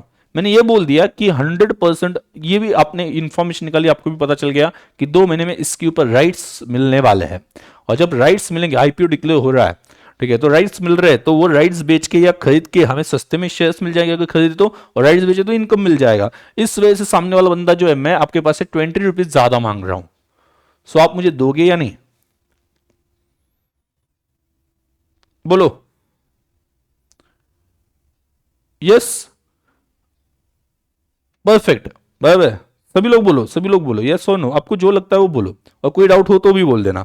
तो आपने मुझे 200 रुपए दिए, आपने मुझे 200 रुपए दिए, ओके, 200 रुपए दिए, एज्यूमिंग दैट या on the basis of right issue जो फ्यूचर में डिक्लेयर होगा, उस बेसिस पे आपने दिए। मतलब आपने मेरे पास से क्या परचेस किया? कम राइट, मतलब राइट जो आने वाला है, ओके, उस प्राइस पे आपने परचेस किया, इंक्लूडिंग राइट की कुछ प्राइस एडिशनली आपको देनी पड़ी, ओके, उस पर्सन को जिसके पास से शेयर्स परचेस करने पड़ रहे हैं। मतलब अभी आप देखो, 200 रुपए आपने दिए, एज्यूमिंग दैट कल जाके 20 रुपीज मिलेंगे, तो 200 रुपए आपने डेबिट साइड पे लिख दिए। अभी आपको उसका इनकम मिल रहा है, अभी आपको उसका इनकम मिल रहा है, वो राइट्स बेच के इनकम मिल रहा है। आप मुझे बताओ कि ये जो आपको इनकम मिल रहा है, इसे इनकम माने या रिकवरी ऑफ कॉस्ट माने, या रिकवरी ऑफ कॉस्ट माने? क्या लगता है आपको? रिकवरी ऑफ कॉस्ट मतलब क्या होता है? जो पहले पैसे लगाए वो वापस मिल रहे हैं, समझा क्या? ये रिकवरी ऑफ कॉस्ट है। मतलब मैंने, सभी लोग, कोई भी किसी को डाउट हो तो प्लीज बोल देना, मैं रिपीट कर दूंगा, कोई दिक्कत नहीं है। क्लियर? तो देखो, मैं, आपने मुझे 20 रुपए एक्स्ट्रा दिए, अज्यूमिंग दैट कि कल जाके राइट्स जब आएंगे ना, तो राइट्स बेच के आपको भी पैसे मिलने वाले हैं, इस वजह से आपने मुझे 20 रुपीज ज्यादा दिए, तो इन शॉर्ट आपने मुझे कॉस्ट ज्यादा दी। और जब वो राइट्स मिलेंगे आप बेचोगे, इसका मतलब क्या हो रहा है कि आपको जो कॉस्ट पहले लगाई थी वो रिकवर हो रही है, वो क्या हो रही है? रिकवर हो रही है। समझा सभी को? Okay, cost recovery. इस केस में जब वहां पे लिखा रहता है कोई शेयर्स कम राइट परचेस किए और बाद में राइट्स बेचे जाते हैं, जब मिलते हैं बेचे जाते हैं, तो उस इनकम को पीएनएल अकाउंट में डालने की बजाय उसे रिकवरी ऑफ कॉस्ट मानो, और कॉस्ट कॉलम में क्रेडिट साइड पे लिखो, क्योंकि जब परचेस किया था कॉस्ट कॉलम में डेबिट साइड पे लिखा था, तो अभी रिकवरी हो रही है तो कॉस्ट कॉलम में क्रेडिट साइड पे लिख दो। ये वहां पे रूल है। समझे क्या रूल क्या है? समझे रूल सभी को? तो यहां पे एक एक्सेप्शन बन गया, यहां पे एक्सेप्शन क्या बन गया कि नॉर्मली जब भी आपको राइट्स बेच के पैसे मिलते हैं तो आप पीएनएल अकाउंट में डालते हो, सही है, कोई डाउट नहीं। बट आपने पहले जब शेयर्स परचेस किए थे ना, तब कम राइट बेसिस पे परचेस किए हो, मतलब उस वक्त आपने राइट्स के लिए कुछ एडिशनल पैसे दिए हो, और बाद में आपको राइट्स बेच के पैसे अगर इनकम मिलता है, तो उससे क्या माना जाएगा? Recovery of cost, and it will be credited to cost column, it will be credited to cost column, it will be credited to cost column, बराबर? तो यहां पे देखो, it will be credited to cost column. तो यहां पे मैं लिख के देता हूं, जनरली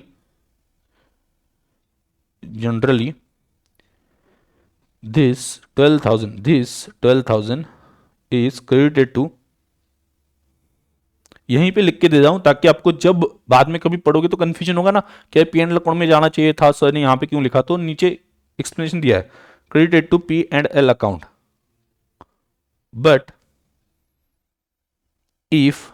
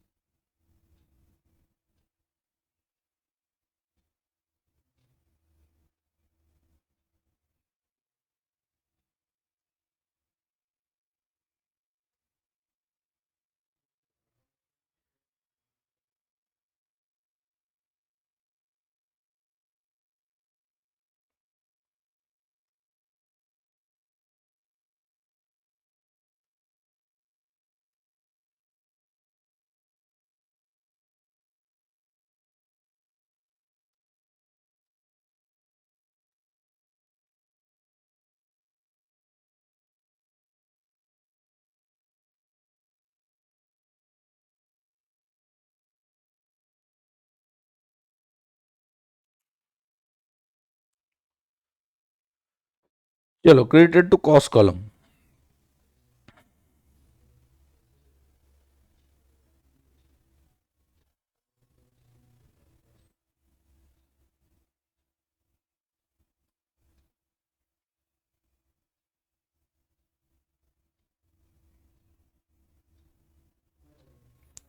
कोई डाउट हो तो बता देना।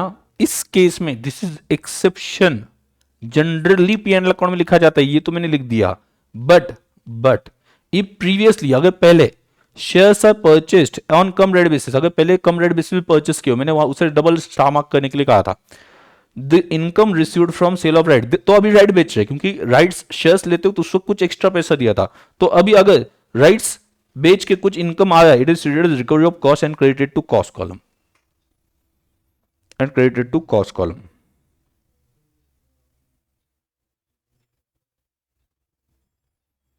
डन। इस वजह से यहां पे क्रेडिट हो जाएगा। जब राइट्स बेचे जाते हैं तब यहां पे क्या हो जाएगा, बाय बैंक। कब, डेट क्या है, 22 August 13, by bank, sale of right, working note जो भी है, वर्किंग नोट 4 है क्या, sale of right. Generally PNL account में जाता है, बार बार मैं खुद ही बोल रहा हूं, जनरली पीएनएल अकाउंट में जाता है। बट अगर पहले शेयर्स परचेस किए कम राइट बेसिस पे, ऐसा लिखा हो कम राइट, तो जो राइट बेच के पैसे आते हैं वो रिकवरी ऑफ कॉस्ट माना जाएगा। इस वजह से पहले जब परचेस किए थे तो डेबिट साइड पे लिखा था कॉस्ट, तो अभी ये क्रेडिट साइड पे लिखना पड़ेगा, क्योंकि जो पैसे उस वक्त एक्स्ट्रा दिए थे उसकी रिकवरी हो गई, कुछ जो भी होगी वो क्रेडिट साइड पे लिखेंगे। वर्किंग नोट कौन सा, ये 4 ये।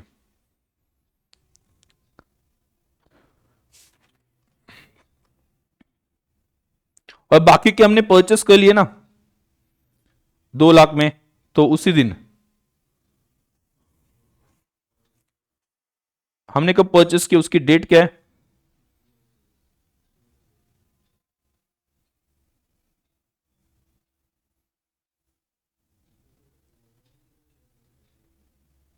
Payable on 31 August.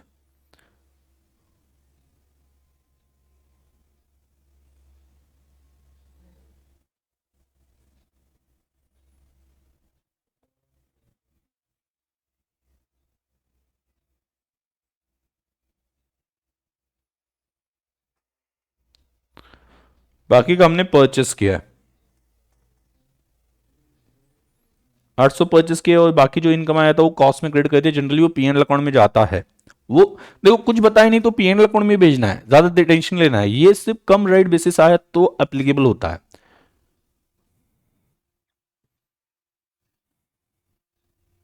Second exception मैं आगे बता दूंगा। सेकंड एक्सेप्शन एक साथ उसकी खिचड़ी नहीं बनानी है, तो इस वजह से पहले मैंने बता दिया जनरली वो पीएनएल अकाउंट में, आपके दिमाग में सेट है कि पीएनएल अकाउंट में जाता है। आज मैंने बता दिया कि हाँ ऐसा हो गया तो आप उसे रिकवरी ऑफ कॉस्ट मान लो, बराबर। ये एक एक्सेप्शन हो गया, और एक केस में रिकवरी ऑफ कॉस्ट माना जाता है और क्रेडिट साइड पे लिखा जाता है, वो हम आगे डिस्कस कर लेंगे।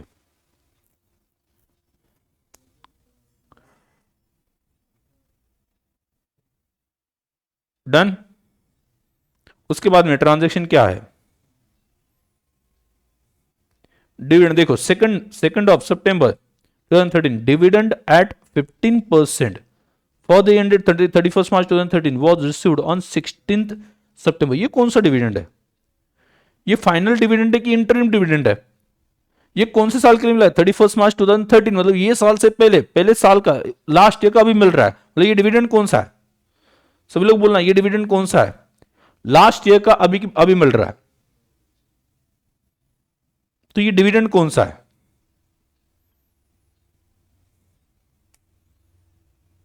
ये डिविडेंड कौन सा है, फाइनल है कि इंटरिम है,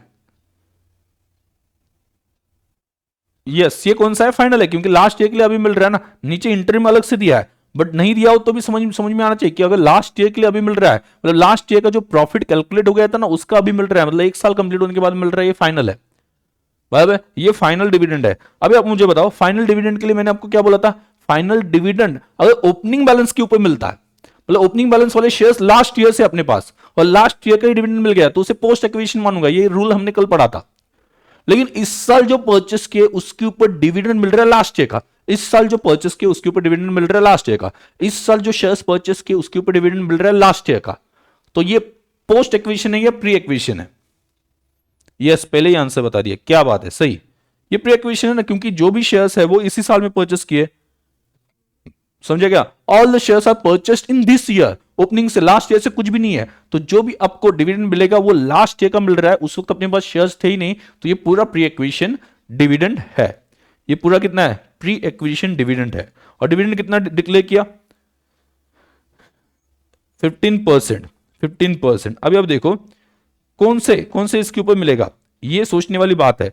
देखो ये सिर्फ 5,000 इक्विटी शेयर्स के ऊपर मिलेगा। सर ये राइट बोनस और राइट इशू के ऊपर क्यों नहीं मिलेगा? क्योंकि ये बोनस और राइट इशू लास्ट ईयर में एग्जिस्टेंस में ही नहीं थे। आगे समझ में क्या बोल रहा हूं? ये बोनस और राइट इशू, ये जो दो शेयर्स है ना, ये इस साल बने हैं, इस साल नए बने हैं, नए शेयर्स आए, ये पहले से थे ही नहीं, इस साल इशू किए कंपनी ने, पहले से कंपनी ने दिए ही नहीं थे किसी को।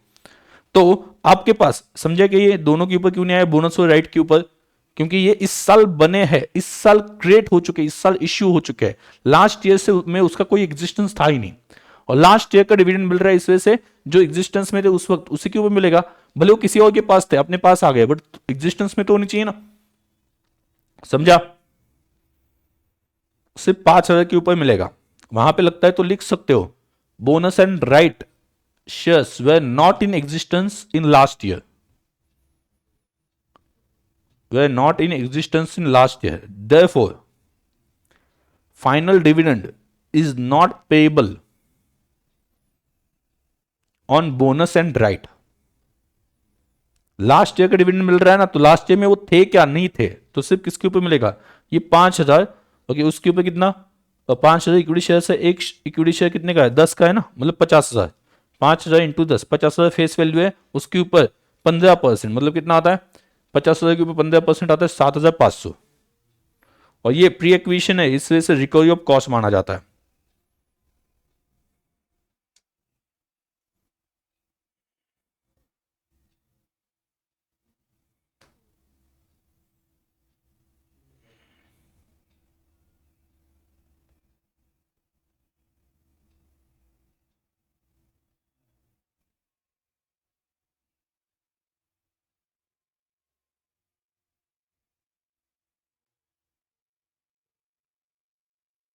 कब मिल रहा है डिविडेंड एग्जैक्टली?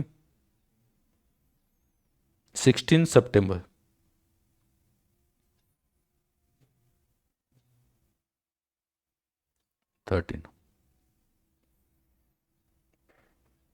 यहां पे लगता है तो लिख देना 7,500 के सामने। It is pre acquisition because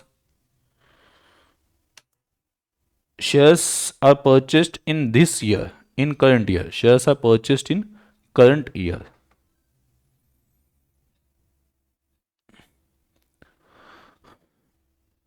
done.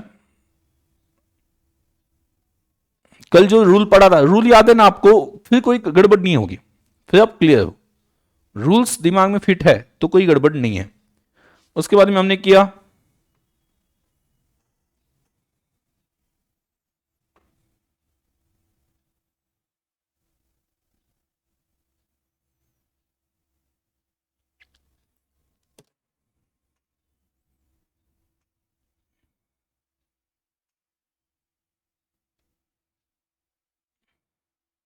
तो यहां पे देखो, इसके फाइनल डिविडेंड तो मिल गया, अभी आगे इंटरिम डिविडेंड मिला है। अभी ये इंटरिम डिविडेंड क्या माने, प्री माने या पोस्ट माने? इंटरिम डिविडेंड जो है वो प्री माने या पोस्ट माने? ये पोस्ट मानेंगे तो डिविडेंड या इनकम कॉलम जो बीच में वाला है ना उसमें लिख देंगे, क्योंकि वो बाद में पीएनएल अकाउंट में जाता है। परफेक्ट, ये तो पोस्ट ही है। अगर ये तो वहां पे जाना चाहिए, कोई इश्यू नहीं है। बट उससे पहले एक बात हो चुकी है, क्या किया हमने? 3,000 शेयर्स सेल किए। तो सेल्स शेयर्स सेल किए तो कहां पे आ जाएगा? क्रेडिट साइड पे 3,000, और 1% का ब्रोकरेज है, मतलब ब्रोकरेज क्या हो जाएगा? लेस हो जाएगा। 3,000 इंटू 300, ठीक है, 3,000 इंटू 300 जो भी आता है उसमें से 1% लेस हो जाएगा, उतना अपने को पैसा मिल रहा है या मिल गया है। लेकिन उसका प्रॉफिट भी तो निकालना होता है, तो वर्किंग नोट 5।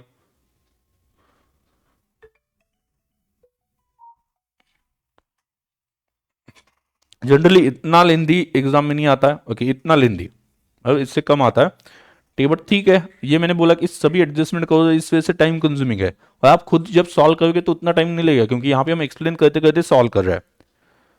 तो बोलो, profit profit on sale of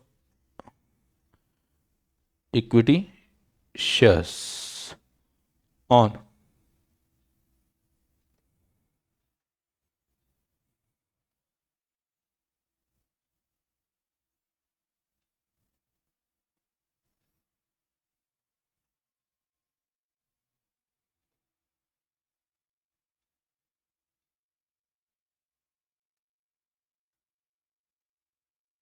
1% brokerage minus हो जाएगा 9,000, 8,90,000, 91,000,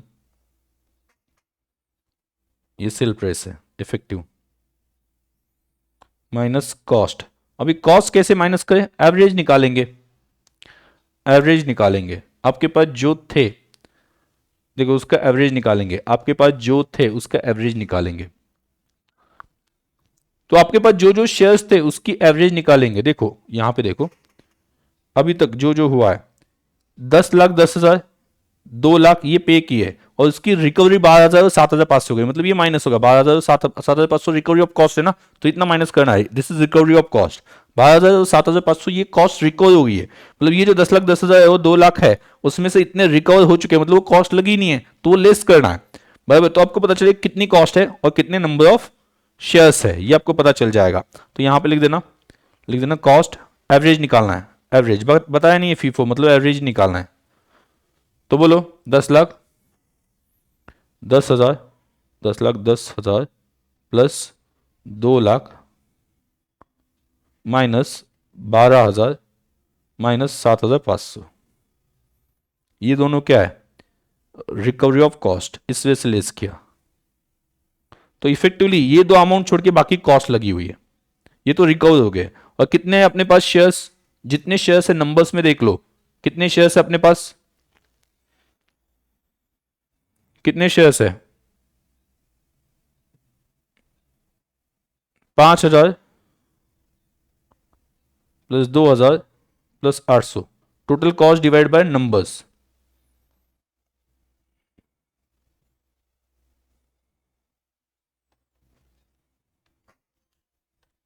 10,10,000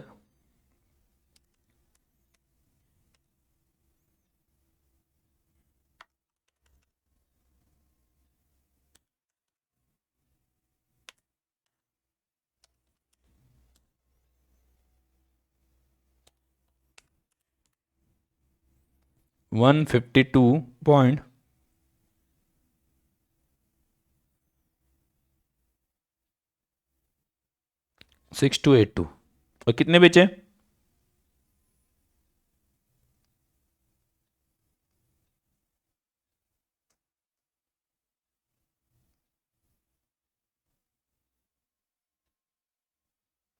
आई am trying to calculate to nearest, इस वजह से मैंने 4 डिजिट वहां पे लिए।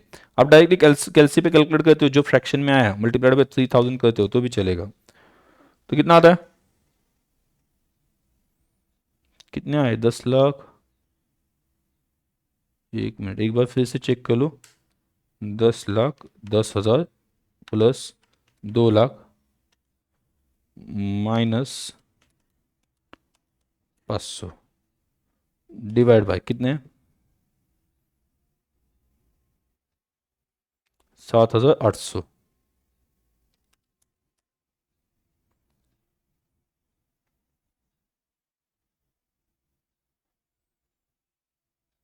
इंटू 3,000, 4,57,000, यस वही है, 884,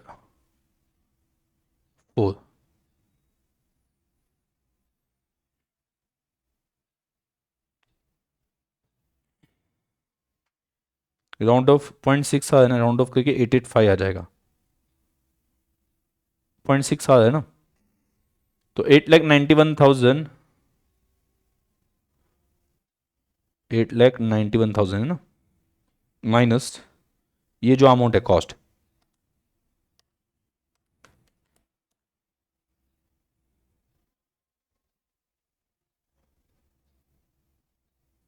प्रॉफिट। कोई डाउट है कि इसमें?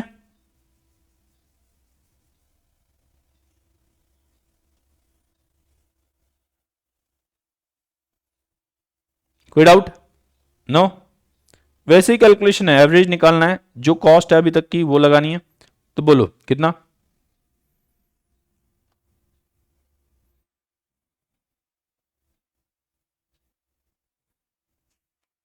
डेबिट साइड पे, पहले क्रेडिट साइड पे डेट क्या है? 15 दिसंबर तेरा ना, by bank.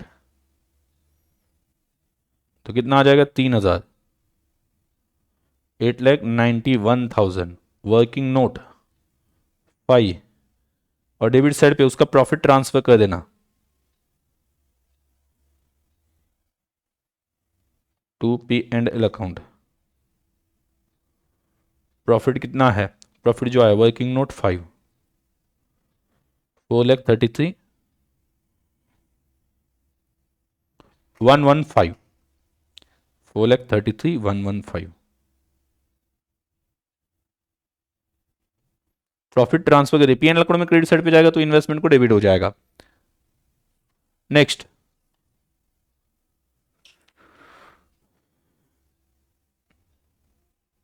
Received interim dividend, ये तो पोस्ट एक्विजिशन है 10%, तो जितने शेयर्स है उसके ऊपर डिविडेंड मिल जाएगा आपको। कितने शेयर्स है बोलो?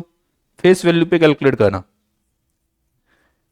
कितने अभी, कितने हैं? सेल भी हो गए ना कुछ, देखो 7,800 थे, उसमें से 3,000 सेल हो गए, तो कितने बचे? 4,800। 4,800 फेस वैल्यू है 10, तो 48,000 हो जाएगा। फेस वैल्यू 10 है, उसके ऊपर 10% मतलब 4,800। यस, आंसर ही बता दिया था शायद से यहां पे। तो बोलो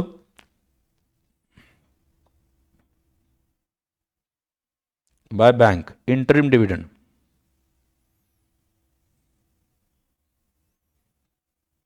ये इनकम कॉलम में लिखें, कॉस्ट में नहीं, क्योंकि ये इनकम है, पोस्ट एक्विजिशन है। इंटरिम मतलब अभी इस साल के प्रॉफिट से दिया है, उससे पहले अपने पास शेयर्स आ चुके थे। तो ये कितना है? 4,800। 4,800 कैसे आया ये लगता है तो कहीं पे लिख सकते हो कैसे? 5,000 प्लस 2,000 प्लस 800, 7,800 अपने पास थे, माइनस 3,000 सेल किए, तो कितने आ गए? 4,800। अभी 4,800 की फेस वैल्यू कितनी है? 10, मतलब 48,000 है, तो उसके ऊपर 10% कैलकुलेट किया तो 4,800 आते, 4,800 आता है उसके ऊपर, तो वो लिख दिया। एंड ट्रांजैक्शंस हो गए क्या?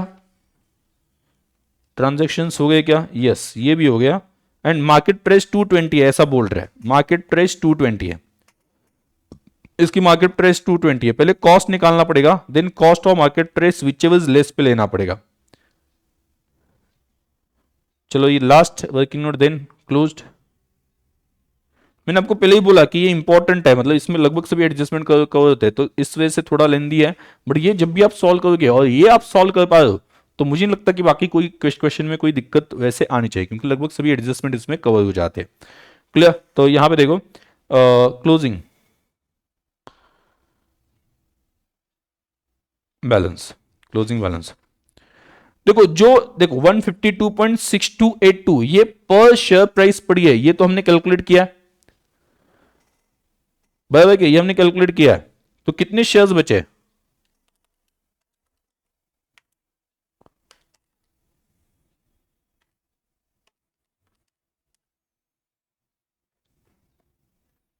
देखो ये तो हमने निकाला ना कि हमने जो परचेस किया उसकी एवरेज प्राइस एक की कितनी है? 152.6282। कॉस्ट तो 4,800 शेयर्स इनटू, ये फिर से कैलकुलेट करने की जरूरत नहीं है, यहां पे कैलकुलेट करके रखा है हमने, 152 पॉइंट एवरेज निकालने के रखा है हमने 82। उसके बाद में कोई नए शेयर्स लिए ही नहीं है तो कॉस्ट चेंज होगी नहीं ना, एवरेज चेंज होगा ही नहीं, एवरेज वही रहेगा, क्योंकि वही शेयर्स है जो बचे उसमें से ही बचे जो पहले एवरेज कैलकुलेट किया था उसका। तो इसे आप मल्टीप्लाई कर लेते हो तो आ जाता है 7,32,615, ये कॉस्ट आ जाता है, एवरेज कॉस्ट।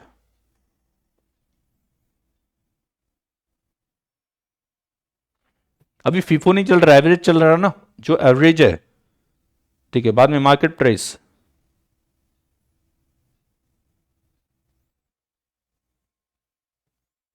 इंटू कितनी है मार्केट प्राइस, 220 बोला है, 4800 शेयर्स अपने पास है, इंटू 220,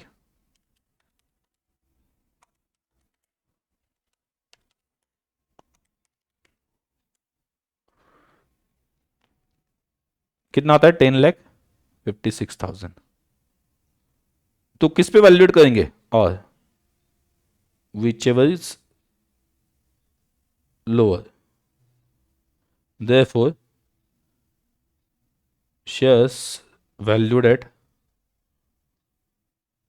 कॉस्ट 7,32,615। और कॉस्ट पे वैल्यूएट किया तो कोई नुकसान हुआ ही नहीं ना, जितने पे दिया था उतने पे है, उससे ज्यादा प्राइस पे है। बट आप बोलोगे सर प्रॉफिट हो रहा है, प्रॉफिट फ्यूचर में होगा, कंजर्वेटिज्म बोलता है don't expect and record future gains, होने वाले गेन्स रिकॉर्ड करने नहीं है, ऐसा बोलता है। इस वजह से आप इस पे वैल्यूएट करोगे, कोई डिफरेंस नहीं दिखाई देगा, ठीक है। समझे, ये कोई डाउट है इसमें, बोलो। हो गया अपना क्वेश्चन, मतलब अभी सिर्फ क्लोज कर देना है।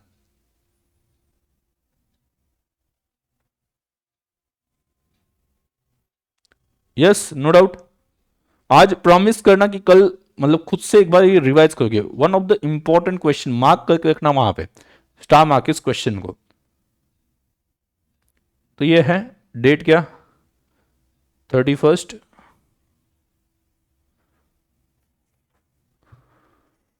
मार्च,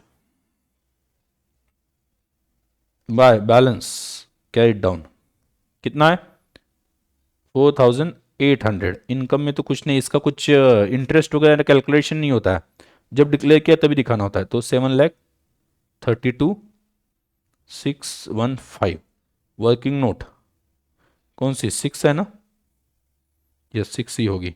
तो अभी क्लोज कर दो, क्लोज कर दो।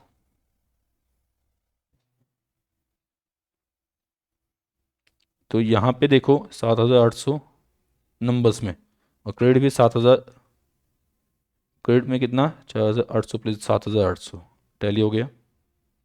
बाद में अमाउंट में 10,10,000 मतलब 12,10,000, 12,10,000, 16,43,000,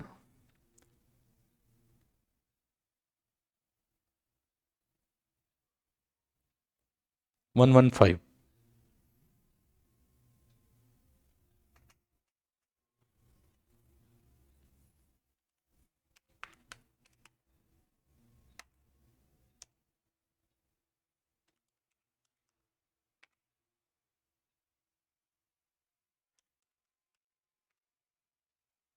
ये भी हो गया टैली, कुछ डिफरेंस नहीं। अगर डिफरेंस कोई आता है तो हम पी एन अकाउंट में ट्रांसफर करते हैं। हाँ, अभी ये जो 4,800 है ये आपका इनकम है डिविडेंड, तो ये जाना चाहिए पी एन अकाउंट में, 4,800 31 मार्च जो ये इनकम है वो पी एन अकाउंट में जाना चाहिए, P and L account 4,800।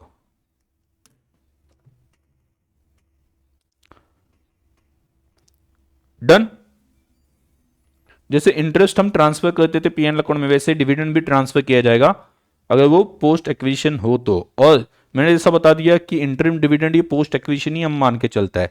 But अगर फाइनल डिविडेंड आ गया और वो ओपनिंग बैलेंस के ऊपर का जो है, ओपनिंग बैलेंस के ऊपर का जो फाइनल डिविडेंड है वो हम पोस्ट मानेंगे, इनकम में दिखाएंगे। बट जो इस साल परचेस किए उसके ऊपर लास्ट ईयर का मिल गया हो, बराबर, तो उस केस में वो जो है वो हम क्या मानेंगे, रिकवरी ऑफ कॉस्ट, और कॉस्ट कॉलम में क्रेडिट कर देंगे। एक बार सभी बताना, समझ में आ गया, कोई डाउट है? रिवीजन याद से करनी है, इंपॉर्टेंट क्वेश्चन है तो इस वजह से रिवाइज करने के लिए बोल रहा हूं। मतलब ये अगर आ गया रिवाइज करना, 2-3 बार लगता है तो रिवाइज करना, एक बार सॉल्व करना और 2-3 बार देख लेना, दिमाग में फिट हो जाए, बाद में कोई टेंशन ही नहीं बचेगी इस चैप्टर का, टेंशन लेके बैठना ही नहीं बाद में। ओके, तो चलो आज के लिए इतना ही, मिलते हैं कल, तब तक के लिए टाटा बाय बाय।